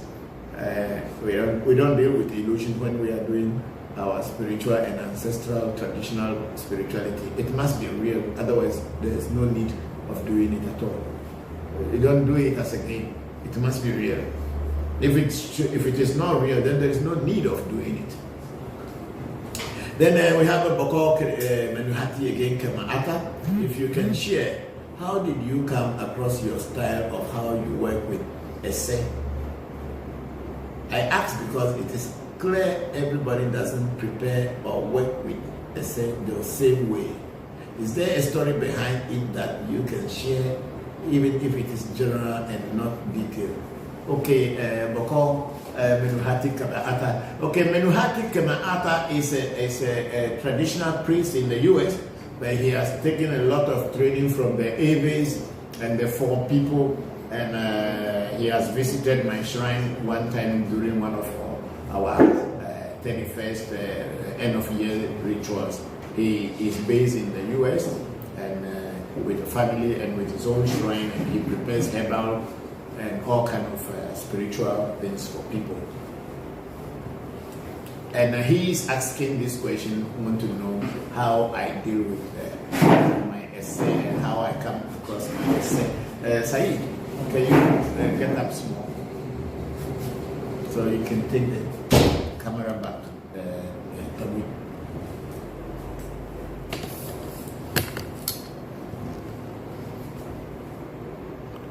Is it showing? Yes, please. Okay. So my teacher, my father, my uncle, my everything is Bokor Tuji, and we all as Ewes we know about essay. As Ewes or even Africans in general, the Ewes call it essay. The Akans call it Nkrabia, and other tribes also. I think I don't know what the Gans call it, but there's a name the Gans also call it. Everybody, the Northmen have a name for destiny, and everybody in our African continent has a name for essay. So for knowing essay, we know all our children's name essay or destiny, Nkrabia, as the Akans call it, the Ewes call it essay, is the most celebrated god among the Ewe gods. As I kept teaching it, the Ewe gods, the trinity of Ewe gods is Mau Sobolisa, then Mau Kitikata, and then the third one being Mau Ese. Ese is regarded in Ewe as the one who created human being. The other gods has created the universe and maintained it, but the one that created human being, each person according to their own destiny, is the Mau Ese. That's why in Ewe language, the word Ese is so respected that people give those names to their children. Like my son, Sena. which simply means the gift from my destiny, Sena. I have Semefa, which means my destiny has now relaxed or cooled down for me so that life can be easy. A Semefa. Then we have a Seira, which means a Se has blessed me. And you will see Setonyo, Sedinam, Seho, and Ebenem. You see that a lot of Ebe people give a Se's name to their children. But you will not hear anybody calling their children Kitikata or Sobolisa. So Ese is the most celebrated god among the trinity of Ebe cosmology. So Ese, I know everybody knew about it, but how to really work Ese, I didn't know. So I gave birth to a child. I called that boy Sarah. And this Sarah, when he was born, he wasn't sleeping. All night, I think he was about a month or two. He wouldn't sleep. He was only talking at night and would be saying something. We don't know what he's saying because we don't understand what he was saying. So I told the old man that this is what is happening to the boy. The boy is always talking at night and will not sleeping, just speaking and saying things. Then he said we should open the mirror to find out. So the following day, we took the mirror, we opened the mirror, we asked the question, what is happening to this little boy who cannot speak to us, or we cannot ask him anything to understand, to know what is happening so we can solve the problem. So when the mirror came back after going around the boy's spirit, he said, oh, it is the destiny that is worrying him. So if they don't stop it now, when he grows up, he will be more than, we cannot handle him. It is coming in a very bad way to disturb me and everybody. So we have to quickly remove the negative destiny or asset so that at least it can relax. He will now find a way. So I did it. He was about 3 months when we did the removal of his negative destiny because he was not even crawling. We had to hold him and did all the disembath him, and we took the whole thing and threw it into the gutter. That very night, that in the day, we did this in the daytime, and at night, the boy started sleeping without talking again. And that's it until today. So this was my first physical encounter with how I said our destiny works. So I said, okay, if that's the case, then me too, I have to remove my negative destiny. Even though I have my shrine, I've traveled the world, I have established myself and everything, but everybody has a negative destiny and everybody has a positive destiny. So I also asked the old man to remove my negative destiny from me, and then with time, he set up positive destiny for me, and he taught me how to do it. And then since then, we've been doing it together until he passed on. So this was my experience with essay. So your essay can bring good luck to you, and your essay can also bring bad luck to your life.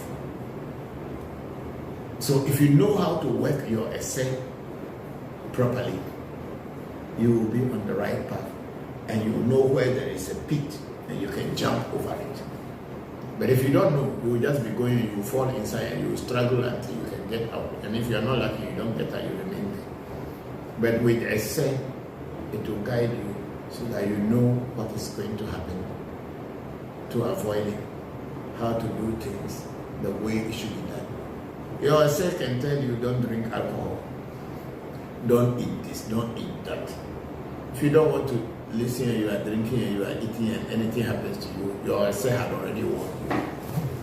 But if you don't know about essay, you will just be doing everything anyhow And if problem comes, you can't, because you don't even know where it's coming from. So this is how I came across essay, and since then I have set up essay for some few people, and I think all the people whose essay I have set up so far, it has not yet disappointed them. You know, we just set up essay for somebody on last Sunday, my birthday, and that video has already hit 400,000 people. Not 4,000, not 40,000, but 400,000 people between last Sunday and today have watched that video, and people are just calling from anywhere. That means this man's essay is so powerful that by just setting it up, people started, attraction start coming from everywhere. So that's how essay is. So Bokor Christopher, that's how I came across essay. And then of course there are so many more things in essay, but then it's only for people who, when I set up the essay, I'll tell them how to go about it. Thank you very much for the question. I hope and I pray that some people might have learned. Then Christian Drausi T said, loi comes from the French word loi, meaning law or principle. Okay? So it was loi, it's law. Yeah, because spirit thing also we call it se. We call it in Ewe se also, like law. That's a spiritual word also is se. And then the word refers to principles or forces of nature. Okay, so loi, so we are talking about nature spirits. Okay, if I can understand. Christian Drusi, thank you very much. That means nature spirits, principles and principalities and forces of nature. Thank you very much. And then we have Hades Yogin again. I'm actually not initiated into anything, Baba, just persistent and diligent in my research and study of our culture and myself. I appreciate having elders as yourself to build and reason with. Really appreciate it. You are very much welcome, big sister. But you have been studying really, because the way you ask your questions means you know what you are asking about. That's why I assume that you might have been an initiate. But that's a very good start that you already knew. You only need a proper teacher and to have the real thing, and things will open, and the things you've been looking for, whether it's spirituality or whatever, you find it. Then the big sister Ifadara said, Papa, when someone gives you food that is taboo for you, how do you properly dispose of it, since we don't give our spirits what we don't eat? Yes, big sister, I see, when somebody gives you a food that is not, is a taboo to you, you don't have to eat it. You can give it to your spirit, but then it is depend on which spirit. But if you don't want to give it to your spirit, the best thing is either to give it out to other people, if they will take it, or you take it and give to people who are beggars. I don't know whether in America also you have beggars. And you can take it and okay, they have homeless people. Go and just give them as a gift to them, and they'll be blessing in it for you. Like Saraka. So you can give it out to people. It will not be advisable that you should throw it away, because maybe someone somewhere is hungry. So don't throw it away, but give it to some homeless people as a gift, and I'm sure they will be thankful to you. If it is not a cooked food, then you have to give it to people who can cook it. Thank you very much, big sister. Then we have Oluchi again also. Okay, you are right. When a woman is hungry and she cooks for the husband with that hunger, is not good, because when he eats the food, it's like a poison to the body of the husband. Even if she is angry and give him a cup of water, don't drink it, because it's like a poison to the body. Also, thank you Papa, for all your great teachings with peace and love. Thank you very much, Oluchi. We are very grateful to you. Yes, me, I will not eat. Even if you fetch water for me, I won't drink. I didn't add that. But if you are angry with me, no. You give me water, self, I will not take. I can go and fetch my own. Somebody is asking a question. Randall Crowley, L. Is a set the same as a shoe? No. A shoe is legba. A set is not legba. It's your spirit. It's your inner self. It's your destiny. A shoe is in the line of Afa or Ifa. That has nothing to do with your essay at all. Essay is different from a shoe. You can see the word. One is essay. That's every word. I think that is what the Yorubas call Orisha, the head spirit or whatever, the Taji Vodu, as people call it in Afa, the Taji Vodu or Orisha or whatever. Or there's a name for it in Yoruba. Destiny is in Yoruba. Kadara. Yeah, in Yoruba, the word for destiny is Kadara. That's what I'm talking about, Kadara, not a shoe. Thank you. And then we have Amable Isaac. Thank you for the enlightenment. Thank you very much, Isaac. I'm very grateful to you. And then we have Hedis Yugi. That was good game when you said spirits do not speak in human voice. Oh, but it's true. You know, people have been deceiving people that the spirits are talking. Someone will go and hide inside another room and put a pipe through underground and be talking. Say the spirit is talking. It's a lie. That's noise. No spirit talks. Spirits don't speak in human voice. I have been in this travel for a very long time to know where there is fake people and where there is real people. People who tell you that spirits are talking and this and that. Yes, you can be watching, you can have an inner communication with spirit, but to hear spirit speaking like a human being in a room, hey, run away quickly. They are deceiving you. They are deceiving you, I tell you. Those people who say they are calling Azizan or they are calling Montia or they are calling dwarfs and the dwarfs are talking. It's all lie. It's a lie. It's a scammers. But they have practiced their act so much and they perfect it so much that with your ordinary eye, you can never tell what is reality or lie. It is, they are professional. They mastered it. And the people who would take you to such places, sometimes you should be very careful because either they are in connivance with the people to cheat you or they themselves have been deceived and they don't know. Yes, let's go. We are going on to Tommy Kemaata Menuhati again. Menuhati Kemaata. I will visit again soon. AMT is trying to be like, trying to be like you when I grow up, Tommy. I'm trying to be like you when I grow up. Sure, why not? You will be. You will be. You will be by all means. Everything in life is to know and to learn, to know the right source and to learn from the right source. When you learn from the right source, you cannot be deceived.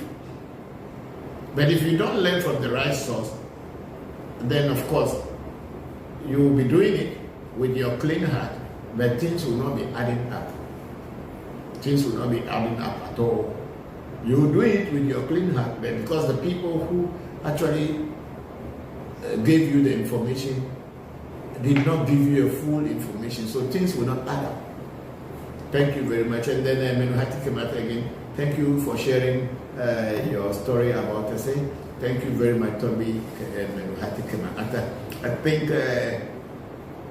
okay, now before we are going to YouTube, I know you'll be waiting. The YouTube people have been waiting for so long, but we are sorry, but we need to come here to go on. Father Jibwezan Sesoka, greetings and good papas, and said, oh, we have gone through that already. We have done that already, I think, up to Mario. Yes. Okay, so we have Solomon Boatin Solobot. Greetings, Papa, and the AMT family. Can one pray to one specific ancestor or ancestors, or one has to pray to his or her entire ancestors? Solomon, what happened is that the ancestors that you know are the people you pray to. The people whose names you know, people that you can kind of trace their relationship, their blood relationship with you. And also, of course, some may not be your blood relationship directly, but maybe through friendship you have associated with them and they have passed on to the other side. Those are the people you call ancestors. And those are the people you can call when you are praying. So if what you don't know, you don't pray to it. That's why sometimes I feel sorry for our African brothers and sisters when they say they are the children of Abraham. Which Abraham are you the child of? Look at your nose. Does that look like the Abraham they have been writing about every day for you? Look at your skin. Look at your hair. So what made you think that you are a great-grandchild of Abraham? How? I mean, even monkey will not associate like that. Monkeys, they go according to their group. If there's a monkey that have black face, or okay, there are monkeys that have black face, and then there are monkeys that have fair faces. You will not see black-faced monkeys and the fair skin-faced monkeys walking together. The black faces will walk with the black faces, and the fair faces also walk in their group. So you are not related to Abraham in any way. You look at your face, you don't, then you keep saying that when you die, you are going to sleep in the bosom of Abraham. Don't you see that Israel people are sucking all the black people from Israel? So you think that their grandfather will allow you and carry you and leave their children? Are you stupid? Think. Your ancestors are your ancestors, the ones you can remember. Please pray to those, call those of them when you are praying. Thank you. Then we have a young Campbell. Do you guys use the bones and share skulls of ancestors to do spiritual work? No, not in our traditional spirituality. We Ewes are not mask. Our spirituality is not based around mask. Unlike the Yoruba and other people who use mask to wear and do spiritual things, the Ewes traditionally don't wear mask in their spirituality.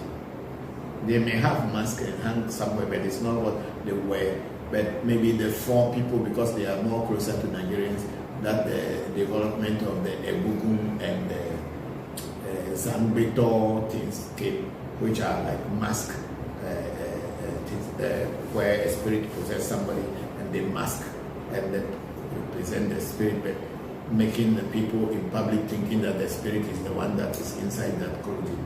But we, the central Ewes, okay, let me say the central Ewes, we don't deal with mask. So there is no way they have to be dealing with dead people's skulls or anything. If you see dead people's skulls in any culture of the Ewes, then you know that family, their ancestors were the traditional head hunters for the king. I don't know whether Ian Campbell gets or people who are listening. You know, there are in our culture, we have the king as a palace, or the chief as an institution, has got people who are linguists, people who speak spokesperson, who speak on behalf of the chief, people who are the ones who take the chief's shoes and take care of it. There are people when the chief or the king wants to travel, they are the ones who plan how he goes wherever he will go and make sure he comes back. And then there are warriors who, when there is anything that happens, they are like the people who defend the community. And they also must be well versed in joka and powers in order when it comes to fighting, they will be able to fight and overcome their enemy. So that is how the chieftaincy institution is. And in this, within these warrior groups, they have got people we call the head hunters. They are the people when there is war, they are the ones who will be in front of the war, and the other warriors will be following them, and when they see you in the war, they will cut your head. And when they cut your head, you are dead. You know, in the olden days, we don't have gun, we have knife. We have iron, we have Ogu, the spirit of iron. We have iron. So people are called headhunters. So this headhunter generation had always got some old scar kept somewhere, that when they are doing any spiritual thing or traditional cultural thing, they bring these old skulls out to use to dance. Some even they cut it in the form of a calabash and they drink inside to tell you that their ancestors were headhunters, and this is their position or place in that chieftaincy institution, and they are very much respected people. We call them Abrafo, people who cut people's head, and they are very respected people in our communities. Just like in white man's country, you have the executioner and all this. We have the Abrafo. If they were going to execute anybody who is a bad person in the society or the community, they are the ones who do that work. So when you see people dancing with the skull of human beings or using this, then they have a situation to say that their ancestors were traditional headhunters. They are not ashamed of it at all. My part of my ancestral roots were headhunters, and I am not ashamed of my ancestors, what they did as warriors during their time. So we don't really use cows in this thing, but sometimes when it comes to this kind of dances, maybe some, as it was in Egypt, that some chiefs, when they die, they have to bury them with people who carry their coffin or carry their dead body.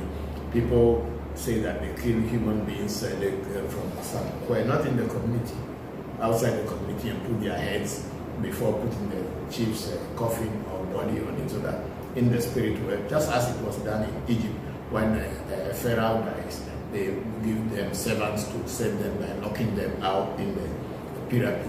So that culture still exists somewhere, but I don't know whether it is really existing today. But sometime back in the past, we know that's why when a chief died, every mother would tell the children to hide, don't go out, because somebody will cut you, carry your head to go and carry the chief. So that's it. Yeah. Then we have Jackie. Hello, thanks for the number membership structure. Thank you. No membership structure. Thank you, Jackie. Very good. And then Jackie here said, Jackie, yes, sending greetings to how is the school dealing with COVID-19. Oh, we are fine.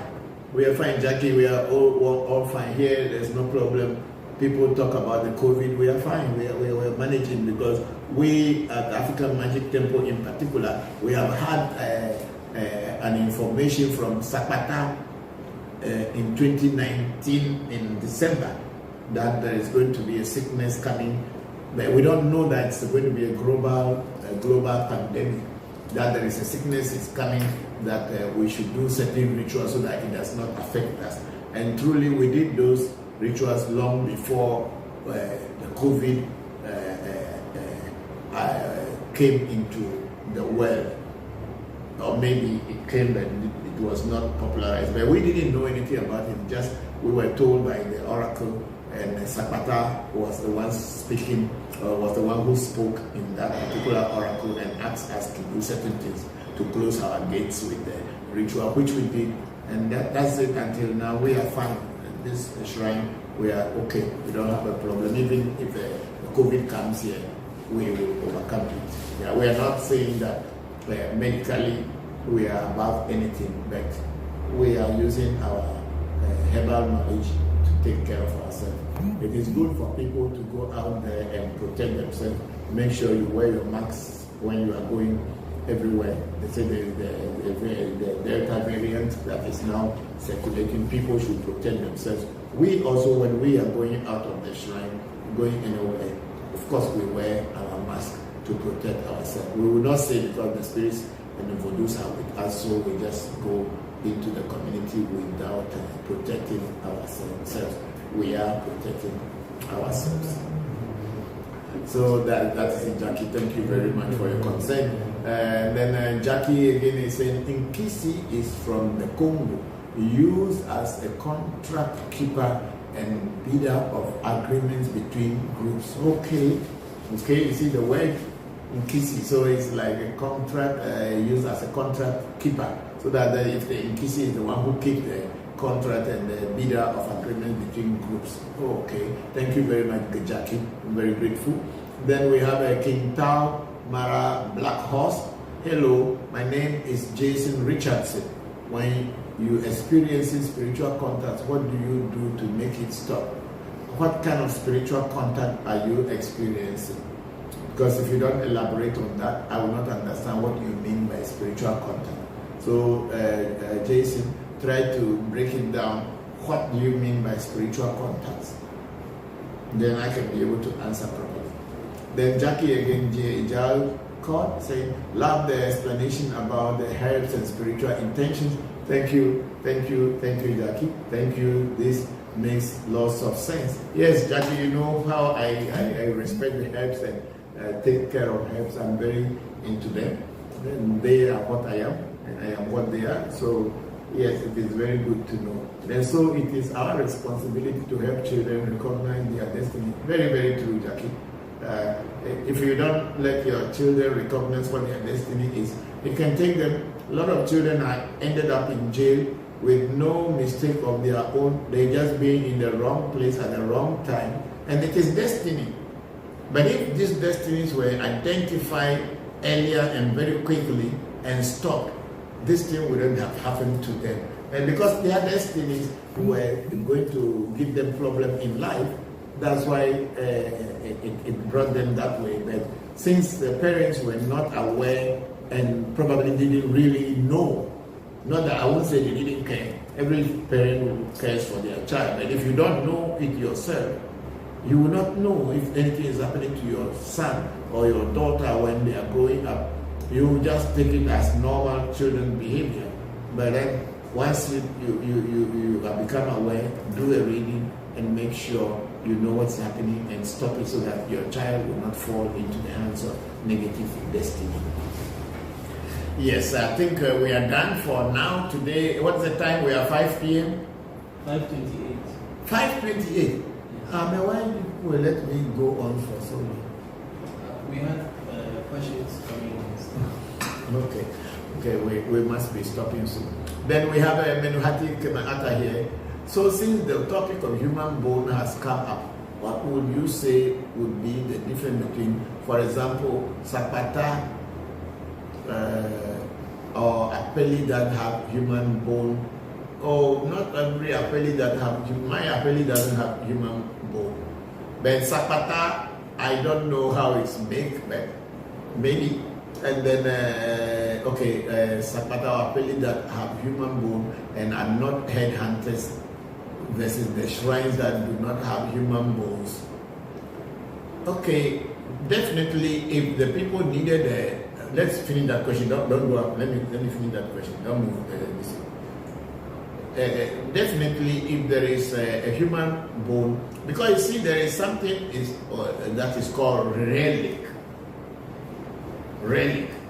which is in Catholic religion or Catholic Christianity.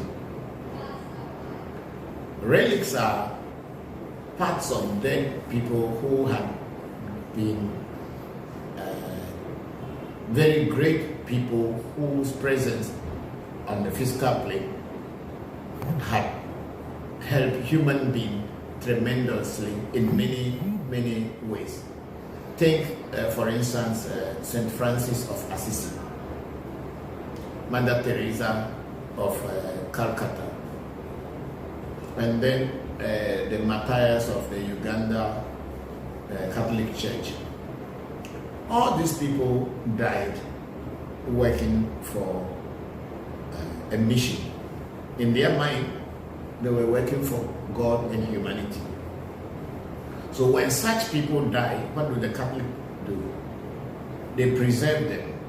Even though they bury them, they bury them in a tomb and they preserve them in a cave. And after some time, they go to watch their bodies, whether their body is deteriorating or getting rotten.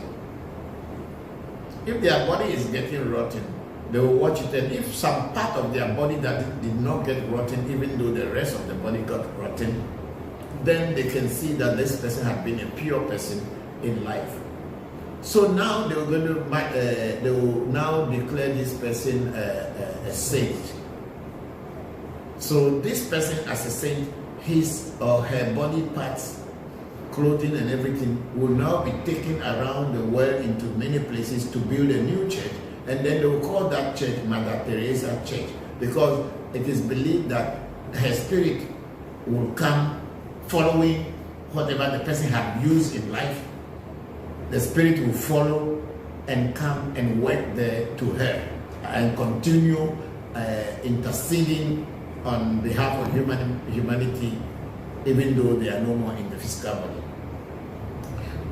In African spirituality also, these things are used. It is not a question of like the skull, but bones and all this thing could be used to invoke the presence of the person who had passed on or who owns those bones, so that their bodies, their spirits can come and materialize and work when they are called upon. So that is one thing in Voodoo as well. But the way the question was asked, what is human skulls we're using, that's why I answered it that way, that it is not necessarily bad. People who are headhunters, their children or their generation, definitely they have the head. And then people bury people with the head of chiefs or kings are said to be buried with people carrying their coffin and all that. Whether that is real or not, I cannot tell, because I have not seen any before. And when we were burying the old man, who had been a very old person and very knowledgeable person, I buried him. There was nothing like anybody's head or anybody's bones or anything. We just buried him with his set. That's all. And that's it. Even until today, his grave, I think I buried him about 11 years now, 12 years now. Even until today, I have not put a slab on his grave. I just add sand to the coffin, and that's it. I just left it open like that, because whenever I go to the village, I open the door and I go to communicate with him. That's why I left it like that. So relics are used in spirituality, not only in Voodoo, but it's also in part Christianity. It's also used. So let's see now. Is there any question anywhere you were saying? Maybe you are going here. Okay. Then okay, there was a question before this one. Then I felt that one topic, I think we can all relate as a practitioners to what you said. You can be working with a clean heart, and certain things are not working. I've definitely had my fair share of good and bad experience. Yes, I mean, it is true, because sometimes it is not you who is the mistake. It's not you who didn't want to do. But the process of teaching you, the person who has taught you probably did not teach you, or he himself was not taught very well, and then he is teaching you. So there will be kind of gaps and lapses in whatever you will do. You will be doing it with your clean heart, but you will not be seeing results. But there are certain kind of teachings when they taught you, when you apply them, you cannot fail. Because you will apply them where you have been taught. And the teacher will make sure that you know what you have gotten from him before even leaving him. So you know what it is. It's not like you go away or you don't know where you're going to do. Well, that's not how it's done. It must be practiced like some of this protective joker that people are being given. You must like the anti-poison, let's say anti-poison, where they want to prepare a drink for you so that when you drink poison anywhere, it will not affect you. When they prepare the poison, sometimes they are preparing the poison with acid. The acid that when you pour it on clothing, it is burning. They'll prepare the drink with the acid in front of your eyes. The person who prepared it will drink it first. And they'll give you the seed. When you swallow the seed and you drink, nothing will happen to you, but let anybody else drink it and see. Without that seed, the person will just On the spot, you will die. So the teachers who are teaching must teach you well and also let you have experience at the time you are learning so that you have that confidence that you have gotten it. It's not like you go far away before you be trying, and then if it is something didn't work well, then the teacher will be finding excuses to say, oh, you didn't do it well. No. If you are taught well, you will do it well.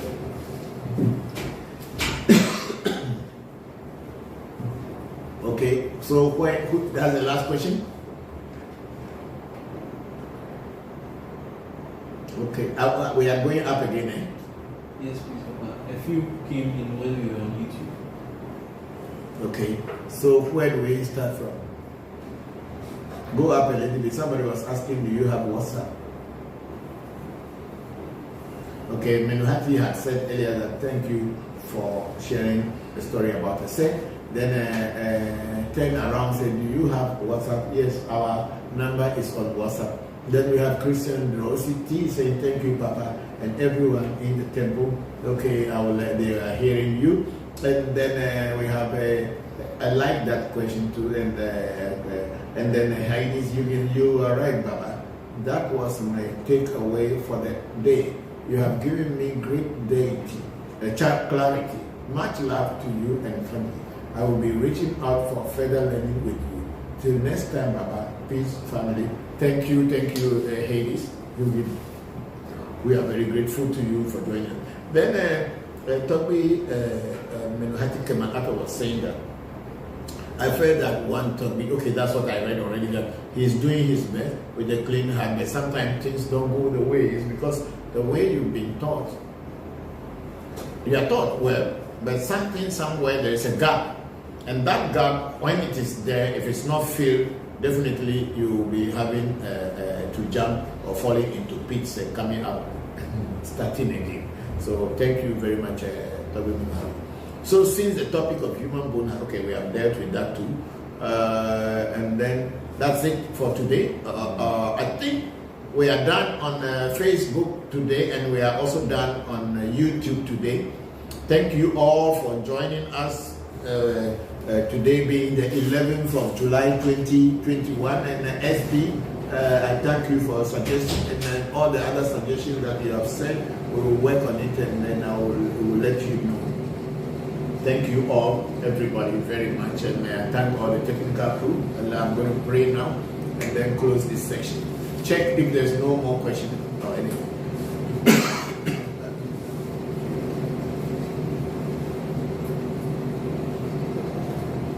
Okay, I think we are done. Oh, I go, Manga, and that bull, and that person, that when you go to my mom, and that fellow, your Jopata, your Akai, your Abuchi, your Hobato, your Toby, my assistant, your Toby, your Mamanu, your Mikaka, your Afanago, my Fabu, so purpose prepared of his elemental party. We are calling the Meji, comedy, will make it, make it also make it money, make it a black, a coming, some coming to Meji. Tout la même chose, il y a des gens qui tout la même que le voit avec le tomate, et à mes côtés, comme il a un peu de